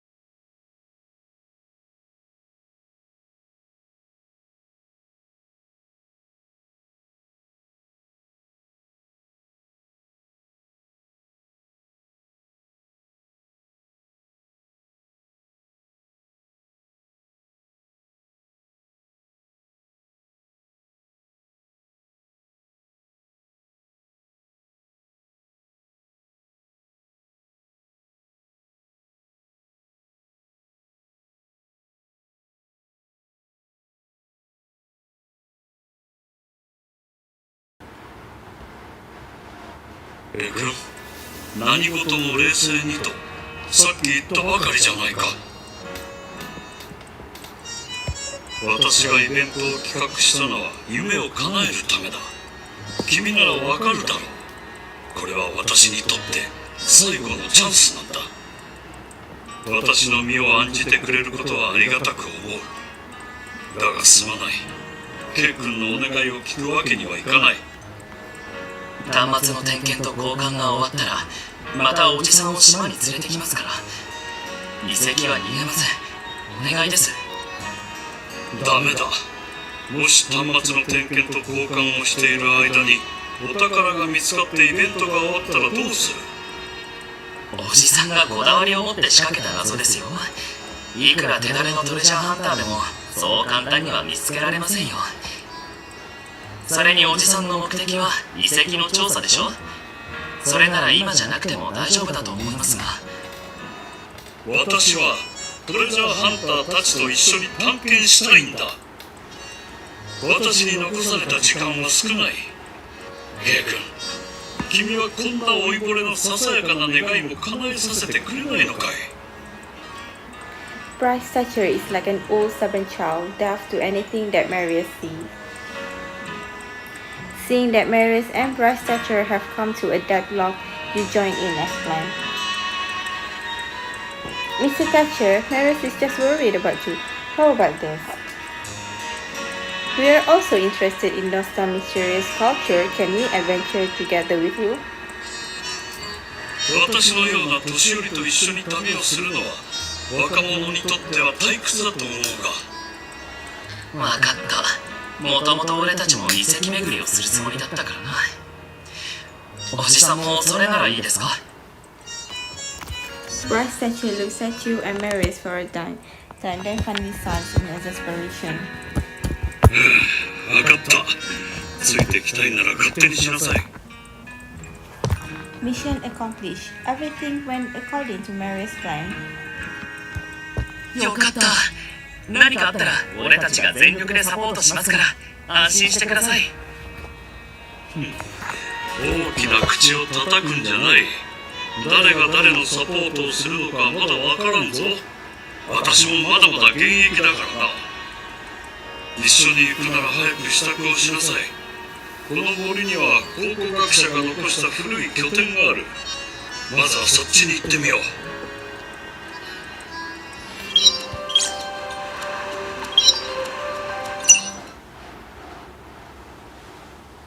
Abandoned archaeological camp.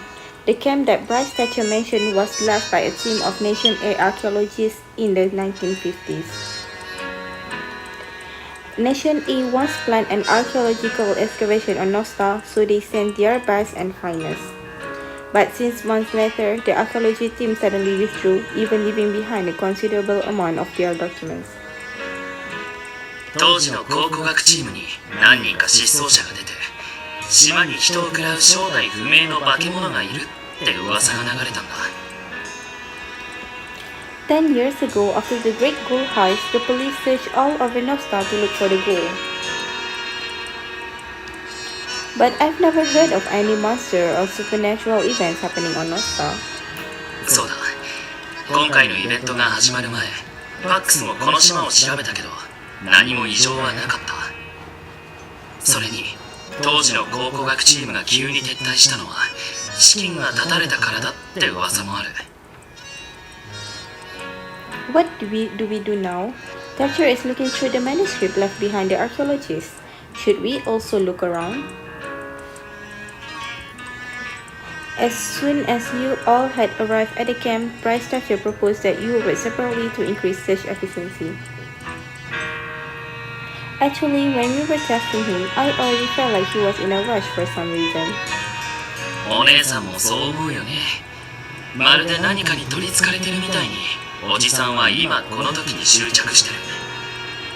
今にして思えば、イベントの開催日時を指定したのもおじさんだった。宝探しや遺跡巡りはいつだってできるはずなのに。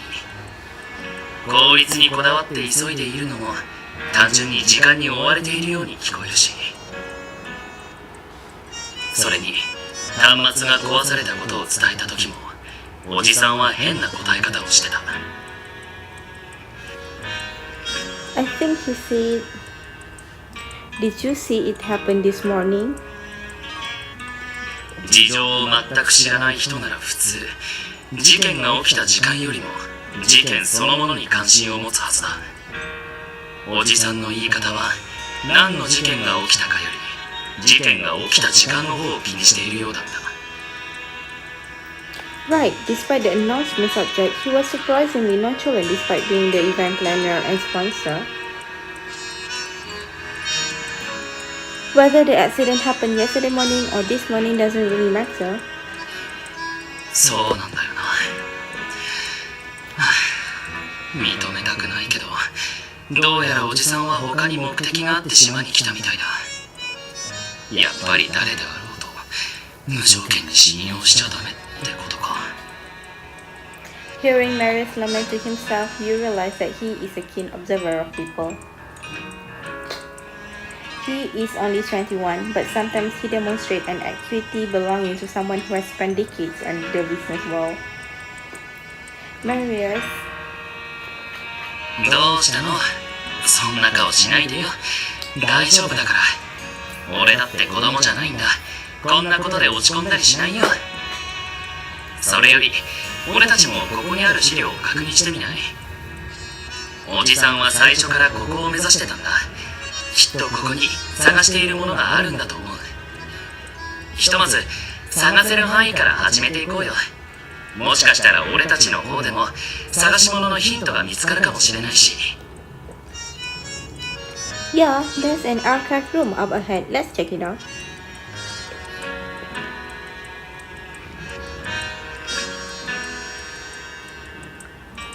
Entering the abandoned archive room, you see rows of tall file cabinets. At first glance, they're full of folders. However, upon closer inspection, most of these folders are empty. 考古学チームの噂も大したもんじゃないな。実際残された資料はこの程度か。 Creak. The sound of Marius pulling open a cabinet drawer sends a shiver down your spine.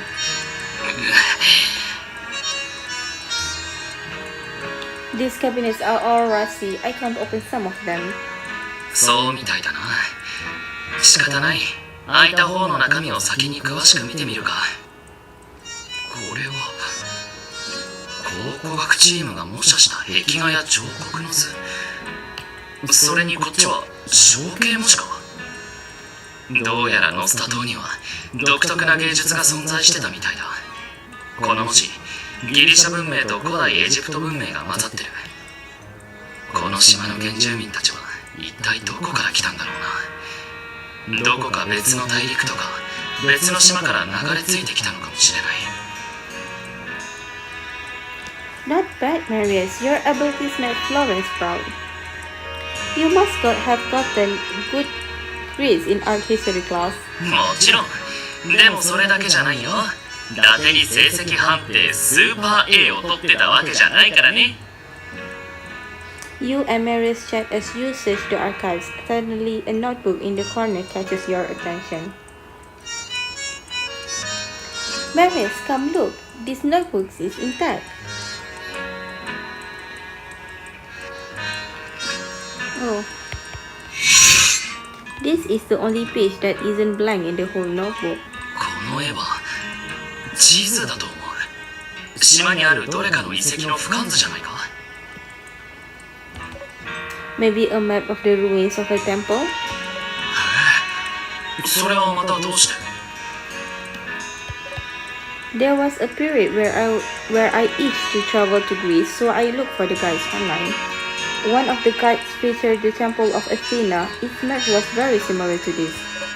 You said no such art style has Greek elements. Architecture is also part of this art style, right? やるじゃん。あんたの分析には一理ある。お姉さん、芸術を学ぶ才能あるよ。 Still, the text next to the picture is difficult to make out. I think we need to find an expert. こっちのノスタ島の地図によく似た地形図は、多分神殿の位置を示しているんだと思う。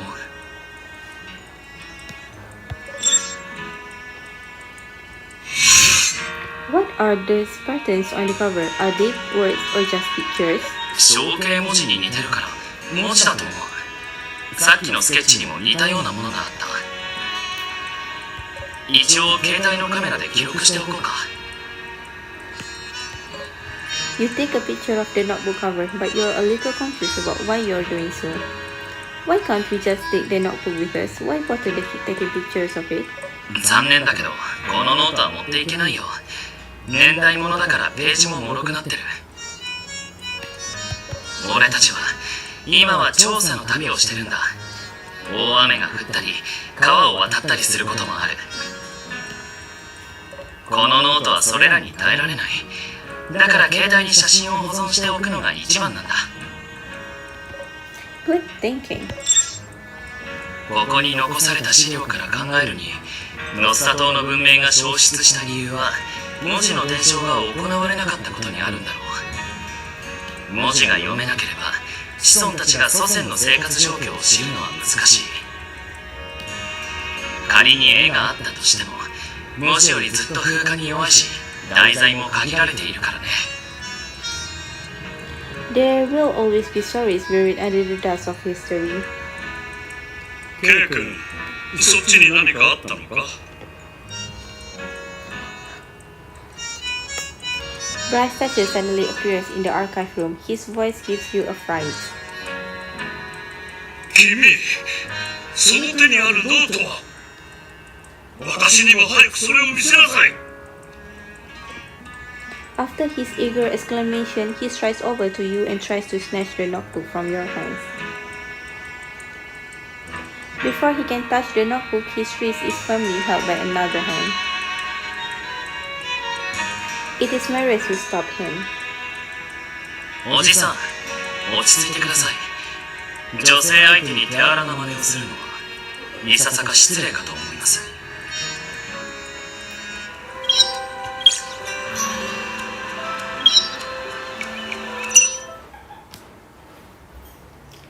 Temporary camp. After leaving the archaeological camp, your party decides to take a break at a nearby campsite. Due to Bryce's stature, unexpected behavior, and Mary's uncompromising reaction, there is an awkwardness in the air. Bryce's stature has not said a single word to Mary's until you reach the camp. Mary's, Bryce's stature is already on guard and it will be hard to keep investigating him. What if we put everything on the table and confront him about the great gold heist? You can't even finish your sentence. You don't have anything to leverage in a negotiation with Bryce Thatcher, nor do you have anything to threaten him with. The only useful thing you have is the archaeology notebook, the value of which you are certain of. Under such circumstances, Bryce Thatcher had no reason to tell you the truth. 焦らなくてもいいよ。今焦るべきなのはおじさんの方だから。おじさんが欲しいノートは俺たちが持ってる。こっちが静かに待っていればあっちから何かしらの行動があるはずだ。ほら、この前も話してたけど、おじさんにはタイムリミットがあるみたいだし、それと比べたら俺たちにはまだ余裕がある。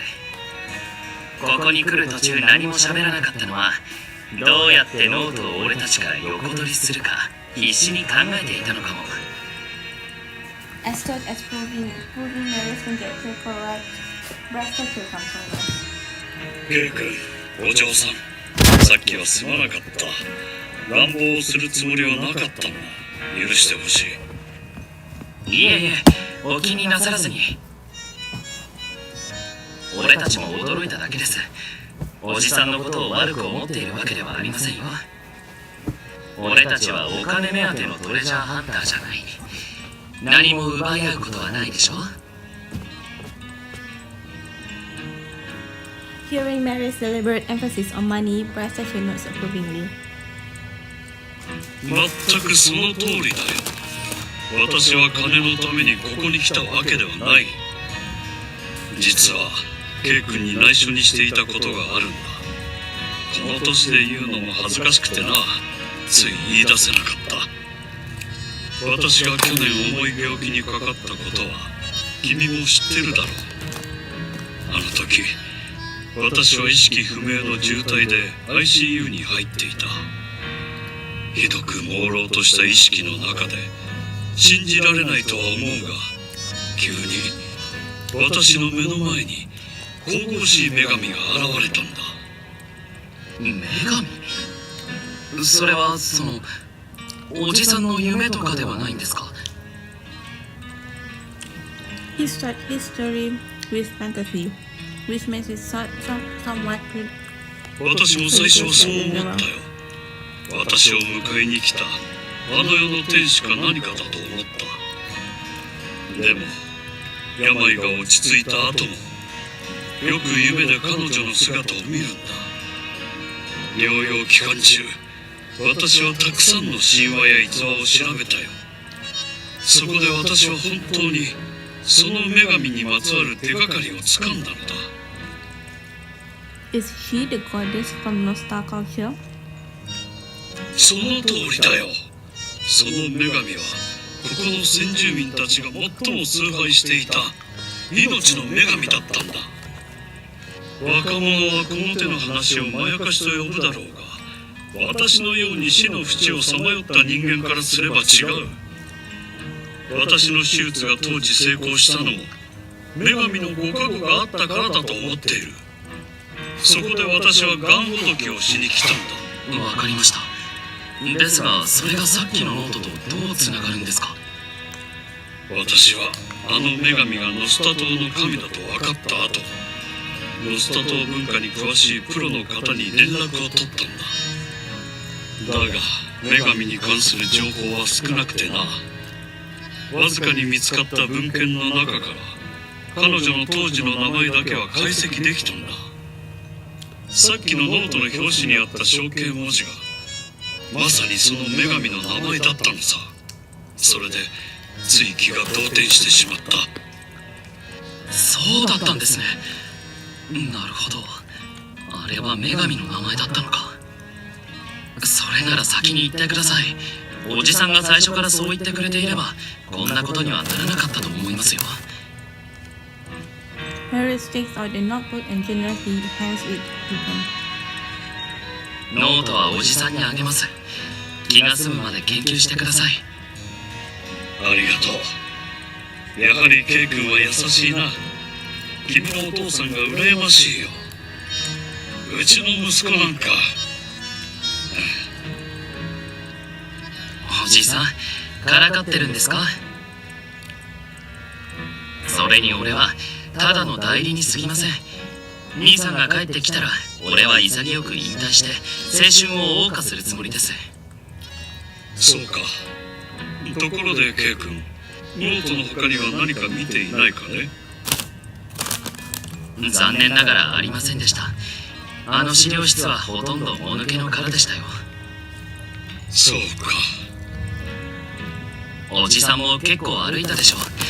今日はもうお休みになった方がいいですよ。お体に触ります。ゆっくり休んで、また明日から一緒に命の女神を探しに行きましょう。そうしよう。確かに私もだいぶ疲れてしまった。今日はもう休むとするよ。Delphia stands up and heads back to his stand, but after a few steps, he stops. つい先ほど小耳に挟んだのだが、このキャンプの近くには珍しい花が自生しているそうだ。日暮れ前だし、若い二人で見てきたらどうだい？年寄りのおもりなどしてないで、せっかくのバカンスを楽しみなさい。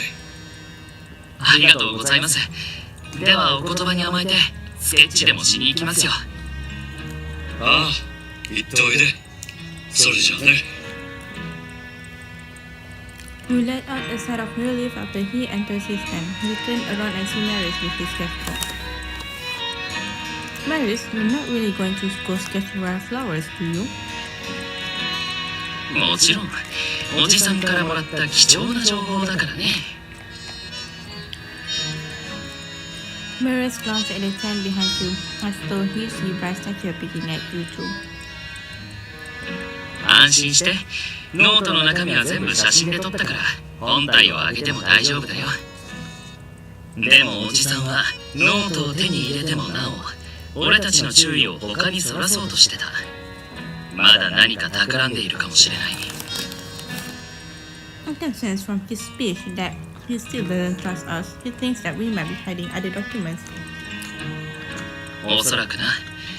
それに本当に時間が差し迫っているのならおじさんは今夜にでも動くかもしれない。だから俺たちはこうやって彼に行動するチャンスを作ってあげないとね。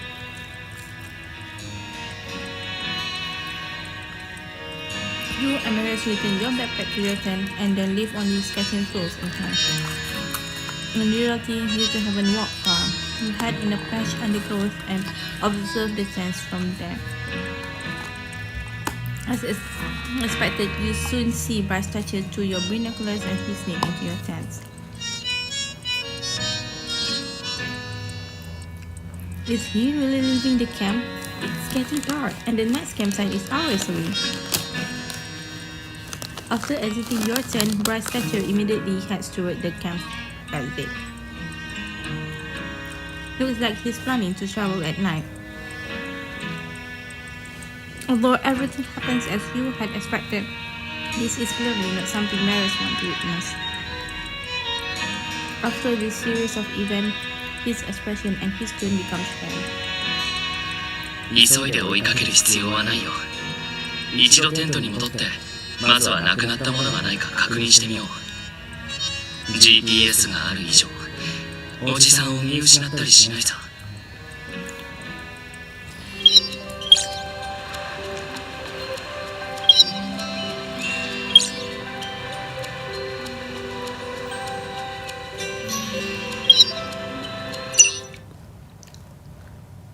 Ruined Car's Cave.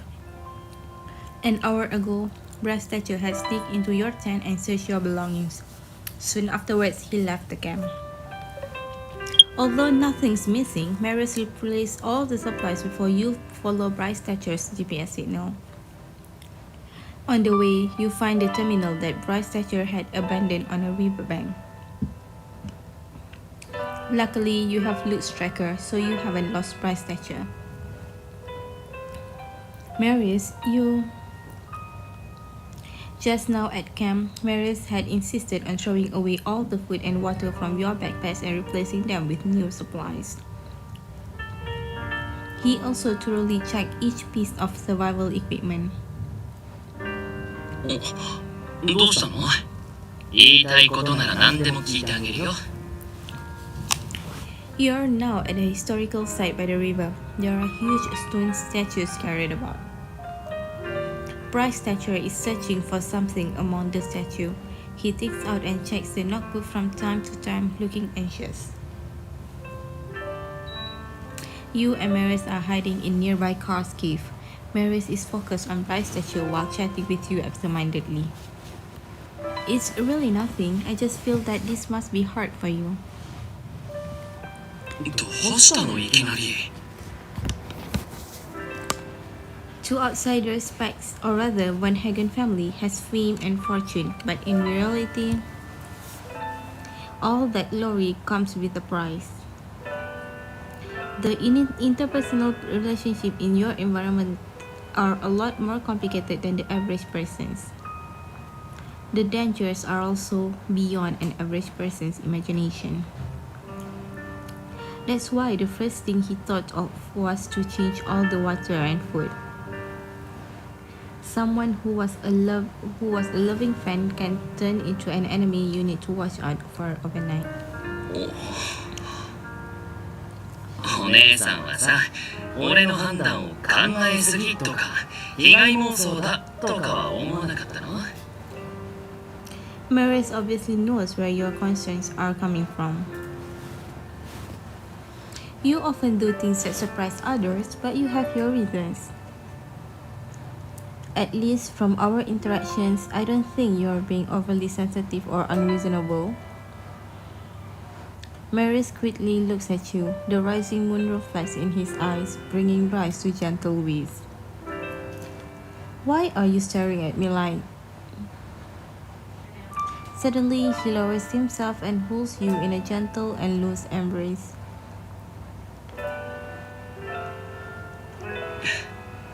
ありがとう。 These two simple words contain so much.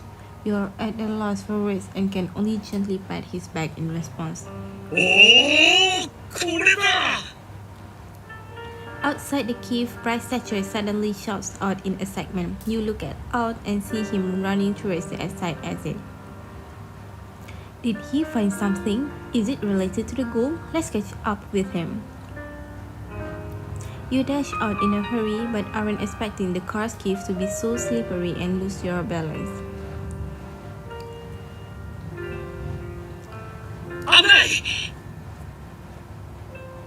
In your panic, you instinctively try to regain your balance by pushing against a wall, but you miss. Luckily, Marius immediately grabs onto you. お姉さん、大丈夫？ I'm fine. Oh, look, what's this? The wall you push turns out to be a movable stone slab. Like a revolving door in a hotel, the stone slab fixed onto the wall by a shaft. The side facing out is very smooth with no traces of man-made marking, but the other side is full of text.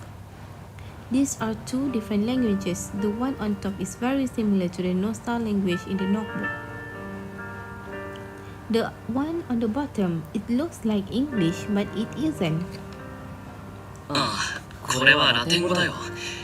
俺たち、お宝を見つけたのかも。Marius squats down. He first looks at Bright Statue's location on his phone and then uses a flashlight to illuminate the slab. そういえば、ロゼッタストーンって知ってる？ Yes, it's a treasure in the British Museum. The Rosetta Stone was found in 1799 by a French captain in an Egyptian coastal city of Rosetta. On the Rosetta Stone, an edict of an ancient Egyptian pharaoh was written in Greek, Ancient Egyptian, and Demotic script. Archaeologists deciphered the Egyptian hieroglyphics by comparing the different language on the stele. 知ってるなら話は早いね。早速ノートの写真と見比べてみよう。もしかしたら解読できるかも。You enlarge the photos on your tablets and show them to Marius. Both languages look unfamiliar. Should we connect the big data lab to translate the Latin first? その必要はないよ。俺はラテン語に精通してるからね。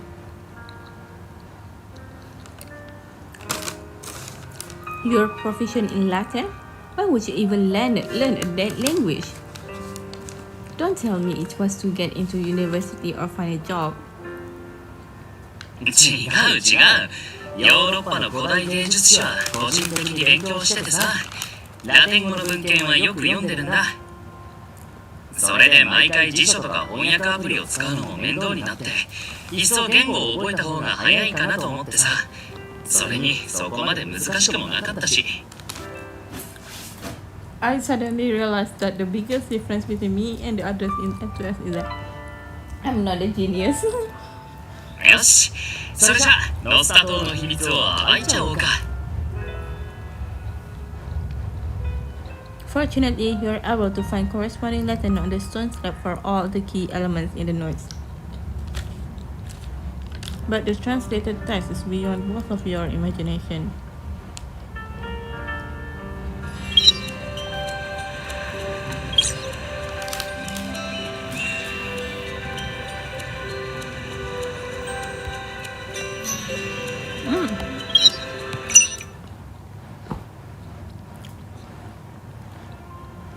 After roughly deciphering the notes, you and Mary set out immediately to catch up with Bright Statue. According to the tracking app, Bright Statue is heading to the mountain region where many of Nostar historical ruins are located. I can't believe Bright Statue would take a legend so seriously. 確かにおじさんはいろいろと嘘をついたり隠し事もしてるけど、一つだけ本心を話したところもある。若者はこの手の話をまやかしと呼ぶだろうが、私のように死の淵をさまよった人間からすれば違う。私の手術が当時成功したのは女神のご加護があったからだと思っている。そこで私はがんほどきをしに来たんだ。 How is this different from the ancient kings who tried to gain immortality? 2 hours ago, Wincar's Cafe. このラテン語で書かれた内容はハデス宛ての詩だ。神殿の司祭が儀式を執り行う際に歌うものだろうな。No star culture has a Hades. Isn't Hades the god of underworld in Greek mythology? それは違うと思う。ハデスはノスタ島の言葉じゃないからな。これは翻訳者自身がノスタ文化における解釈を用いて意訳したものだろう。To fully decipher Nostal's language, we need to understand the language structure, which is hard to do. でもノスタ文字は象形文字だから図と見比べてみればいくつか答えが出せるよ。例えばこの表示にある文字はおじさんが言っていた命の女神なんかじゃない。それも女神とは真逆、死神を指す言葉なんだ。Following Mary's fingers, you find the exact hieroglyphs on the notebook cover displayed on your tablet. まずこのラテン語の文章中では女神の概念に関する記述は一切ない。それからこの象形文字と比較すると迷信という単語の中にハゲワシの形をしたものがあるだろう。ハゲワシ、腐肉食であるこの鳥は一般的には死を連想させると言われてるんだ。だから命の女神なんてもんは存在しない。このノートの表紙もその中に記載される神殿も全部迷信のものだ。だとすれば訳者がこの神をハデスと訳したことも納得できる。Now that you mention it, the hieroglyphs on the cover don't look like they were printed on in an assembly line. It looks more like it was branded on by someone as a DIY project. このノートは最近のものじゃないし、それに古く見せる加工をしてるわけでもない。多分考古学者の趣味だろうね。During translation, you gradually decode words like sun, full moon, immortality, return, and treasure. Knowing the state of Bryce Thatcher's health, you can roughly guess why he's here. Tonight happens to be a full moon. You look up at the sky. According to our speculation, there's a treasure in the Temple of Death. After the full moon, when the first ray of sunshine reaches the temple, the treasure will appear. Whoever obtains the treasure will be granted the boon of immortality. That explains why Bryce Thatcher is in a hurry. Reaching the Temple of Death before sunrise would be hard even for us, let alone Bryce Thatcher, especially given his condition. どうかな。少なくともおじさんは上陸前から秘宝の情報を知っていたことになる。神殿の正確な位置だけを除いてね。だからおじさんは考古チームの拠点にいた時、地図を手に入れようと必死になっていたわけだ。Whereas looks, it's Bryce. We caught up to him. あのさ、今更なんだけど、今からでも諦めるようにおじさんを説得したいって言ったら甘すぎると思う。Of course not. No one wants to see a loved one make a mistake. You wanting to dissuade him is natural. そっか。ありがとう。なら、まずはやれるところまでやってみようか。With that, he was out from the shadow of the ruins. おじさん、待ってください。Having thought that he had gotten rid of you two, bright statue whips around and looks at Marius with an unwavering glare. K 君、君は本当にしつこいな。まさか君もあの秘宝が欲しいのか。おじさん、この世界に不老不死の力が存在するなんて本当にそう思ってるんですか。病気にかかって以降、おじさんが早く元気を取り戻したい気持ちはわかります。でもこんな真偽も不明な神話に頼るのはあまり賢明な判断だとは思えません。もう戻りましょう。パックス製薬に新薬を開発させて必ずおじさんの病を治してみせますから。新薬の開発だって。私にはね、新薬を待っている余裕すらもないのだよ。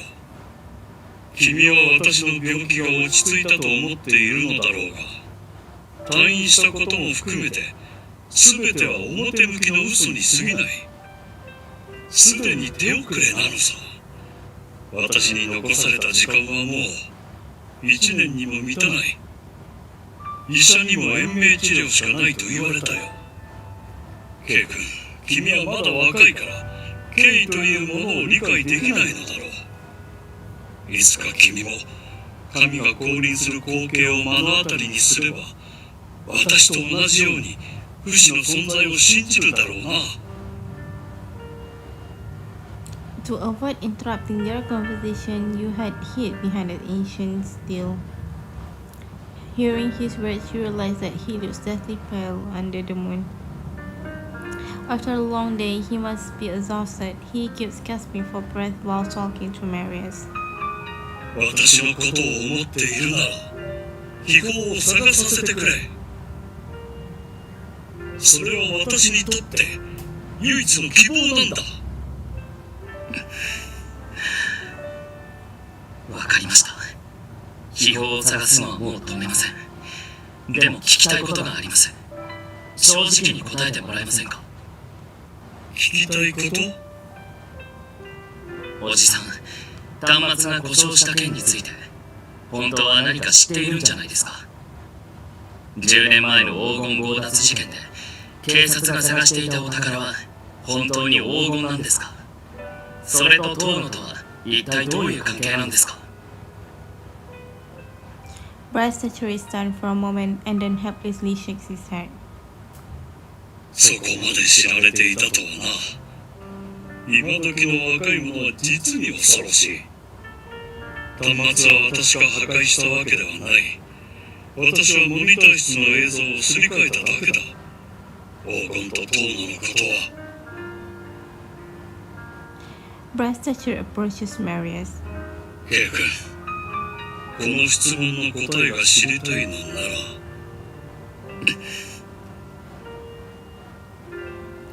He has one hand behind his back. Under the moonlight, you see a chilling gleam.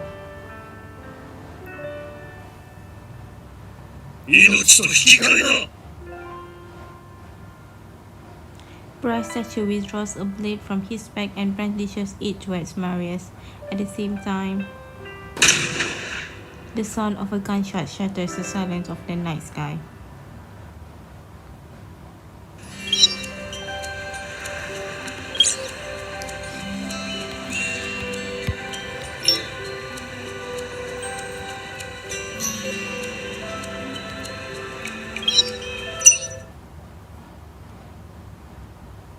Ancient Ring.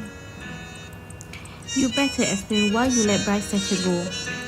When Bright Statue was about to attack Marius, you fired the air gun you took from the ship armory. While Bright Statue was startled, Marius seized his blade. You thought he would subdue Bright Statue and then inform the camp, but he unexpectedly let Bright Statue go. おじさんは防犯カメラの映像をすり替えてる。つまり彼は山崎さんが遠野と協力しているってことだ。端末の件がバレたと知った今、彼はおそらく仲間に連絡を取るはずだ。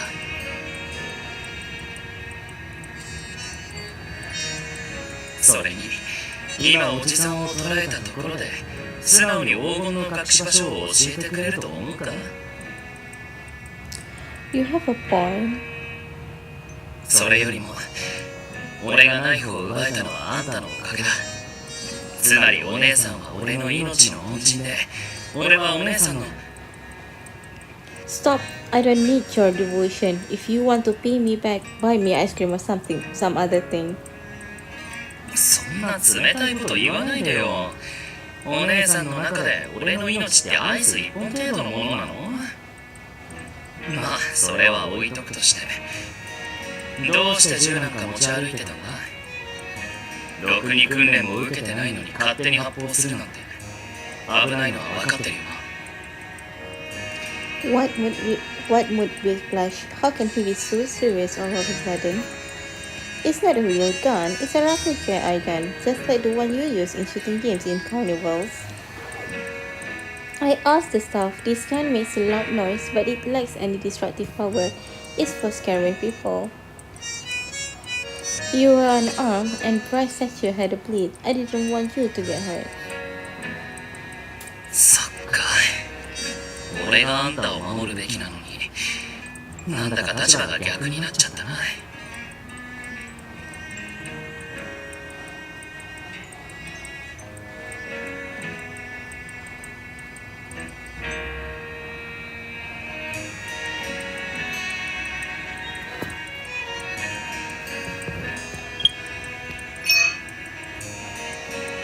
そっか。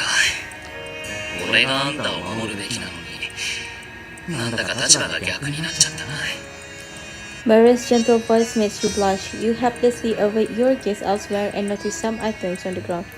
Marius, look! Did Bryce statue leave those behind? A pillbox and a scroll of paper are on the ground nearby. Judging by their location, they are likely dropped out by Bryce statue's backpack during the altercation. 多分俺がナイフを奪った時に彼のリュックを破ったんだろうな。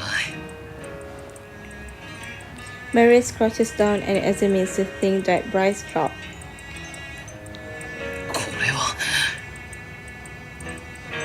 The scroll of paper catches your attention. It's a sheet of parchment with writing on it. 亡霊が起き上がり太陽を謳歌する。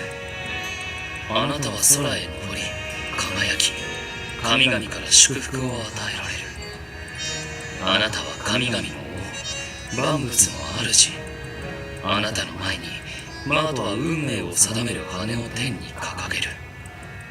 マート、確か古代エジプトの神だよな。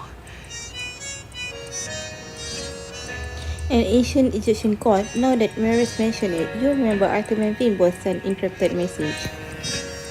You were in such a rush that you didn't carefully read the message, but they both mentioned ancient Egypt. Both Mr. Wing and Dr. Richter found similar parchments.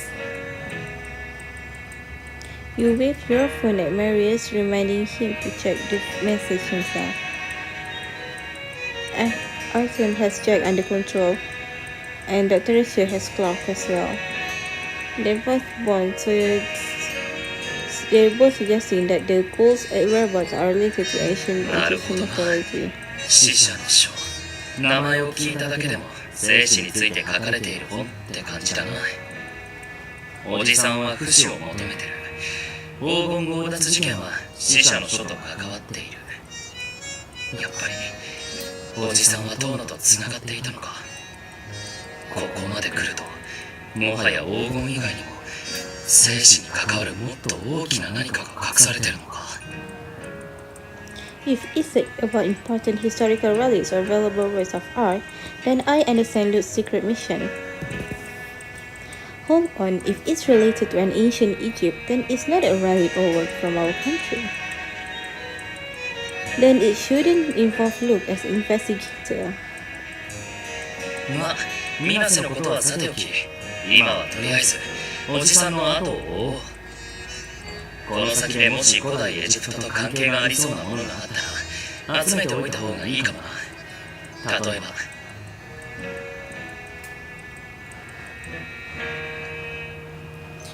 マートの心臓とか。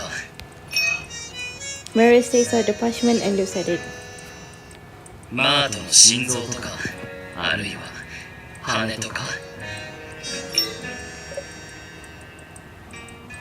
Brass statue's target is the god of death treasure, so his next destination is a temple at the mountain's peak. You find a shortcut to the peak by studying the notebook's map and packs information about Nostam. Finally, before dawn breaks, you and Maris arrive at the sacred temple before Brass statue dies.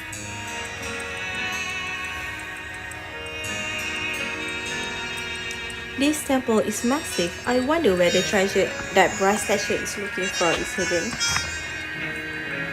If we can find the treasure first, we can use it to battle for information about the Great Wolf Heist. Maris stands in the middle of the temple. Looking around, he doesn't respond to you. What are you looking at? なんかここってどっかの遺跡と似ているような気がするんだよね。でもそれがどこだったかさっきから思い出せないんだ。 Now that Maris mentioned it, you also find this sacred temple very peculiar. It's relatively sealed. The only connection to the dark side is a narrow door that is wide enough for only one person. Although the door extends from the floor to the ceiling, it doesn't let in much light. It is aptly named the Temple of Death. It's dark like the depths of hell. From the notebook, we deciphered words like immortality, full moon, and sunshine. Do these words give you any hint? If you're talking similar structures, then there will always be some similarities in key features or cultural significance. そういえばこの役立たずが邪魔者を排除できないのか。お前にもう用はない。何のためにお前に銃を渡したと思っている。私が秘宝を見つけられなければお前がそれを見つけても無意味なんだ。 The loud yells outside the temple suddenly interrupt your Maris. It is Brass Statue's voice.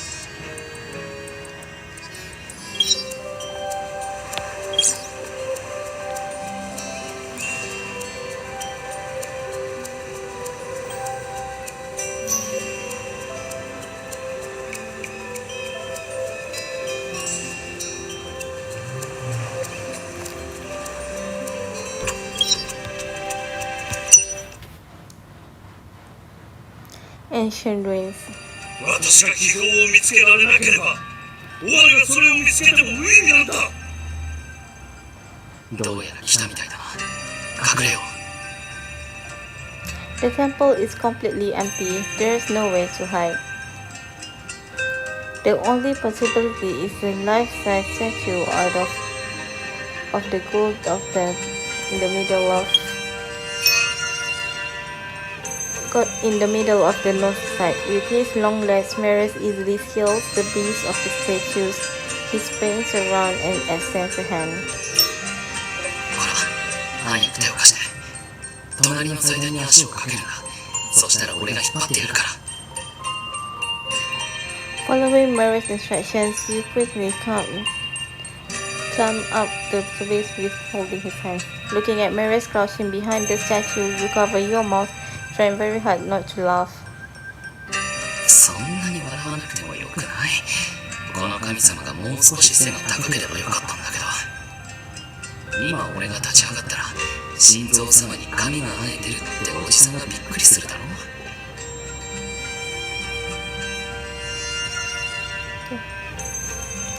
I'm not laughing at you, I'm just relieved that the god of death has a pair of wings. Otherwise, we'd definitely be spotted if we both hide here. それはそうかもね。静かに来るぞ。 Through the gaps in the wing, you see Brass statue walking into the wing. いいか友、武士の儀式を行うためには呪文と仁義、その両方が必要なんだ。ノスタの迷信の杖はすでに行方不明になった。だがお前が仮面を持ってくればまだどうにかなる。それさえ手に入るのなら私はいくらでも払う。しかしそれが他人の手に渡ろうものなら、お前の悪趣味な思考が書かれた例の日記を警察へと届けてやるからな。 Having finished speaking, Bryce Thatcher hangs up. Dory, does Thatcher have something on Joshua? Having heard that Thatcher is right.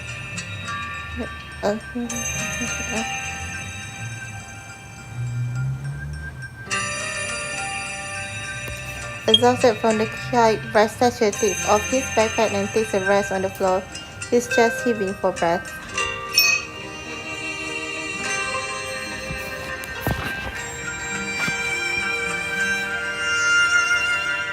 お前の悪趣味な思考が書かれた例の日記を警察へと届けてやるからな。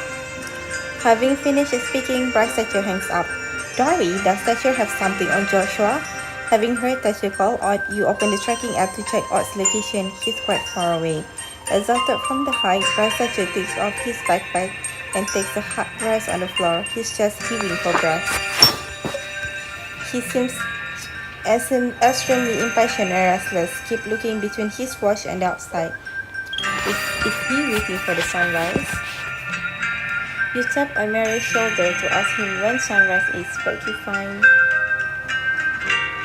Is there something wrong with me? Why do you keep ducking and evading me? You tap Mary's again. Your hand accidentally brushes against his ear, which is warming up. After a moment of confusion, you finally realize it. When Marius crouches down, his head is right at your chest. To avoid exposing your presence, you two stay very close to one another. If he was just a little bit, he'd be touching your... You suddenly feel very embarrassed after realizing this. You were just laughing at Marius for being too tall. Don't you feel? I really shouldn't have this kind of thoughts inside the temple. This is karma. While your hand is full of nonsense, Mary suddenly grabs your hand. He writes on your palm with his long finger in slow but clear strokes. Sunrise, 10 minutes. Your palm itches, but you receive his message loud and clear. Even though you didn't ask and you two never made eye contact, he knows what's on your mind. I don't know what will happen in 10 minutes.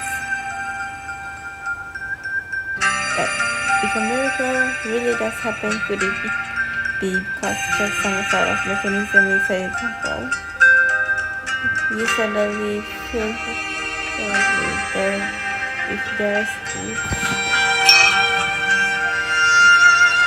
if there really is a mechanism, it's very likely to be near research. Is it going to be dangerous for the two of you hiding here? You quickly scan your surroundings trying to figure out the possible location of the mechanism. However, the temple is too dark. Without a flashlight, it's difficult to discern any interior structure. What to do? 10 minutes. There isn't enough time. Someone suddenly pinches your hand. It's Marius. His finger gently points at your palm, then he starts writing again. Abu Simbel, the Abu Simbel temples built by the Egyptian pharaoh Ramesses II. Why did Marius mention that? Did I guess wrong? Oh, I get it. Is it something about that miracle will happen?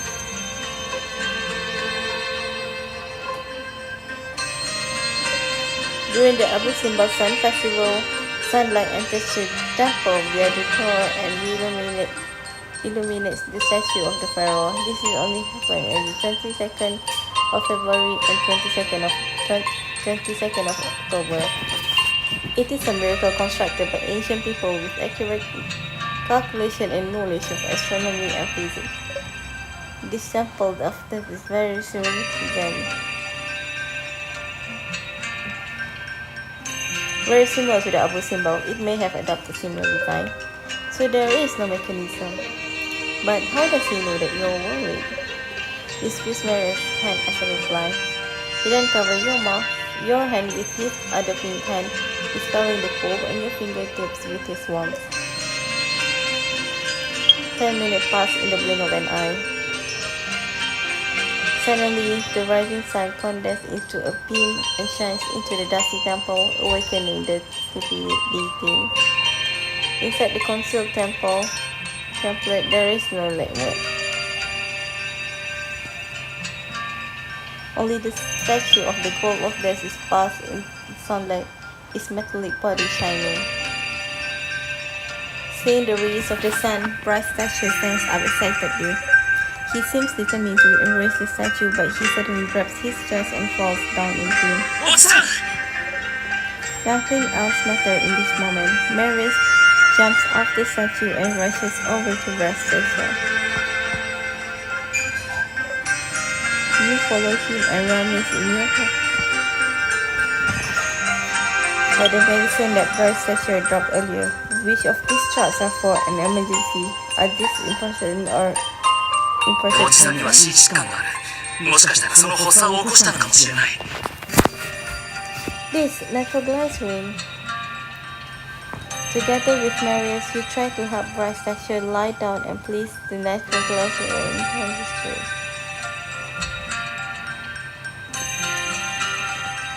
We eagerly struck. Yes, that have struck this way.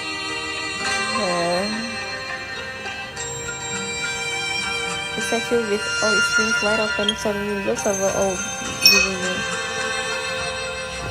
Oh my god.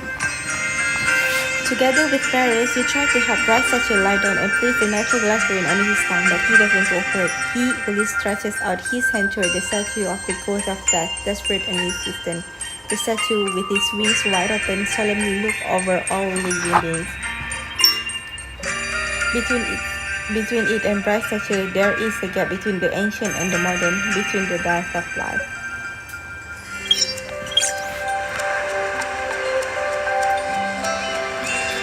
The last one. Temporary camp. Considering Bryce's statue's critical condition, Maris directly contacts the ship for a helicopter. After his condition stabilizes, you two and the conductor move Bryce's statue to the nearest campsite for further treatment. The doctor has said Dr. Statue's well.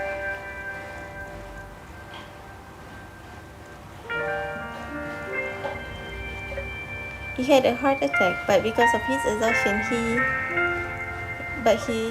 just as Bryce's statue had said, his body couldn't last very long. This track likely accelerated the deterioration of his body. 昨日の夜、おじさんの息子さんには連絡を入れてたんだ。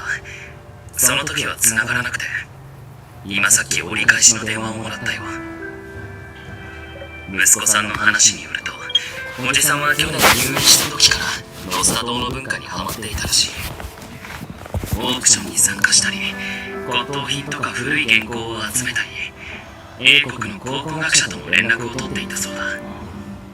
この件でおじさんが大金をつぎ込んだせいで、家族ともかなり険悪になっていたんだとか。ほら、以前おじさんは神に会ったことがあるって言ってたよね。Yes, you mean America seems statistically unlikely, very likely since he was hearing.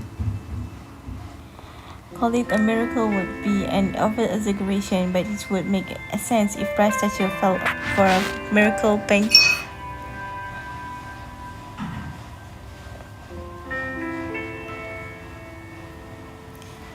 America seems statistically unlikely, maybe he was scammed. Calling it a miracle would be an over-exaggeration, but it would make sense if Bryce's statue fell for a miracle panacea that could cure any disease. おそらくは。The police receive reports of people being scammed every day. Bryce's statue is likely among these counts. おそらく。けど、事の詳細はおじさん以外誰も知らない。そしておじさんはそのことを一切他言してないんだ。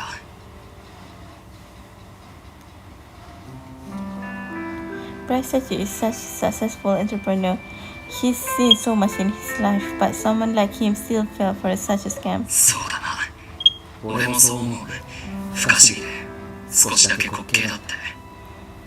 けど、おじさんは死の淵に立たされていて、しかも孤立無援の状態だった。生きたいと必死になっている時に、事の真偽を見分けるのは難しいのかもしれないな。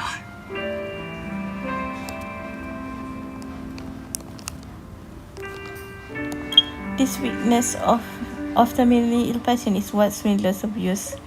Oh, by the way, you suddenly remember that when you left the temple, you found something by accident. Ancient ruins. Marius, is the feather of mud mentioned in the parchment something like this? You found a feather stone carving among the stone in the corner of the temple. It looks like it's only half of a feather though. It can be combined with its other half on its surrogate edge. これはどうなんだろう。よくわからないけど、とりあえず取っておこうか。どこかで役立つかもしれない。Marius takes the feather stone carving from you and puts it in his backpack. Just now, Dr. Richard sent a message saying that he also found a stone carving of a feather. I look at the picture. Maybe it can be combined with this one we have. 了解。今のところこの羽をどう使うかも分かってないし、先に合流してから相談してみようか。While you're chatting, the doctor informs you that Bryce Thatcher is awake now and urgently wishes to see you too. Impatiently available for you to wait at ケイ君、秘宝はあったのか？秘宝を見たんだろう？私は発作を起こしてしまって何も見えなかった。だが、君たちには見えたのだろう？おじさん、落ち着いてください。その秘宝が何だったのかは、俺には分かりませんでした。迷信に刻まれた呪文のことだ。ノスタの伝説によると、迷信は10年に一度、真夏の満月の夜明けの時に人間界へと戻ってくる。朝日が神殿に差し込んだ時、迷信は心臓に降臨し、彼の信者に不死の奥義を見せてくれるんだ。心臓にある呪文は霊媒だ。生死の境を突破できる鍵なんだ。その呪文とアヌビスの仮面さえ手に入れれば、私は病を克服し、不死となれる。おじさん、落ち着いて聞いてください。心臓には呪文なんて書かれていませんでした。そんなわけはない。そうか、君たちはノスタ文字がわからないんだったね。大丈夫、私が教えてやるから。どんな模様を見たか思い出してみるんだ。本当です。象形文字も記号も何もありませんでしたよ。おじさん、あの神殿の原理は簡単です。天文学の知識を利用して構造と場所を選んで建てただけなんです。迷信が降臨するという現象も、ただ太陽の光が心臓に当たっただけでノスタ島特有の現象じゃない。実際にエジプトのアブ・シンベル神殿も同じ原理を利用していますよ。そういうことは聞いていない。ケイ君、いや泉ケイ、一体どうすれば自分を教えてくれるんだ。やはりただで譲る気はないみたいだな。いくらだ、一体いくら欲しいんだ。Please calm down, Mr. Thatcher. The doctor said you shouldn't get too excited. Marius would love to help if you could. Do you still think you know you are for the sake of money? There were no words on the future search. Maybe I did dream.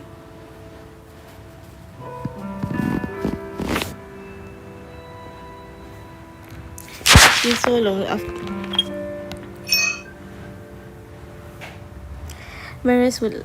There were no words on the statue. Maybe there was a text on it 1,000 years ago, but it's been so long that any words would have long faded. We didn't see anything. そんな。じゃあ彼が言っていたことは。おじさんはどうしてここまで不死の呪文を信じているんですか？それはノスタ島の考古学者が彼が言っていたからだ。あの人は100年前に生まれた人なのに30代のような若い姿をしていた。当時考古学チームが急いでノスタ島を離れたのは不死の秘密を見つけたからだと彼が教えてくれたんだ。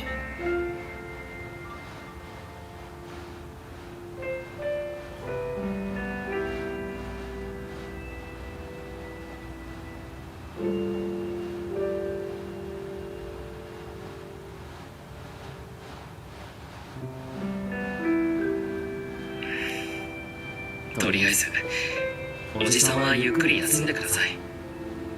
体調が回復した後で一緒にベースキャンプに戻りましょう。おじさんにはまだいろいろと聞かなきゃいけないことがあるので。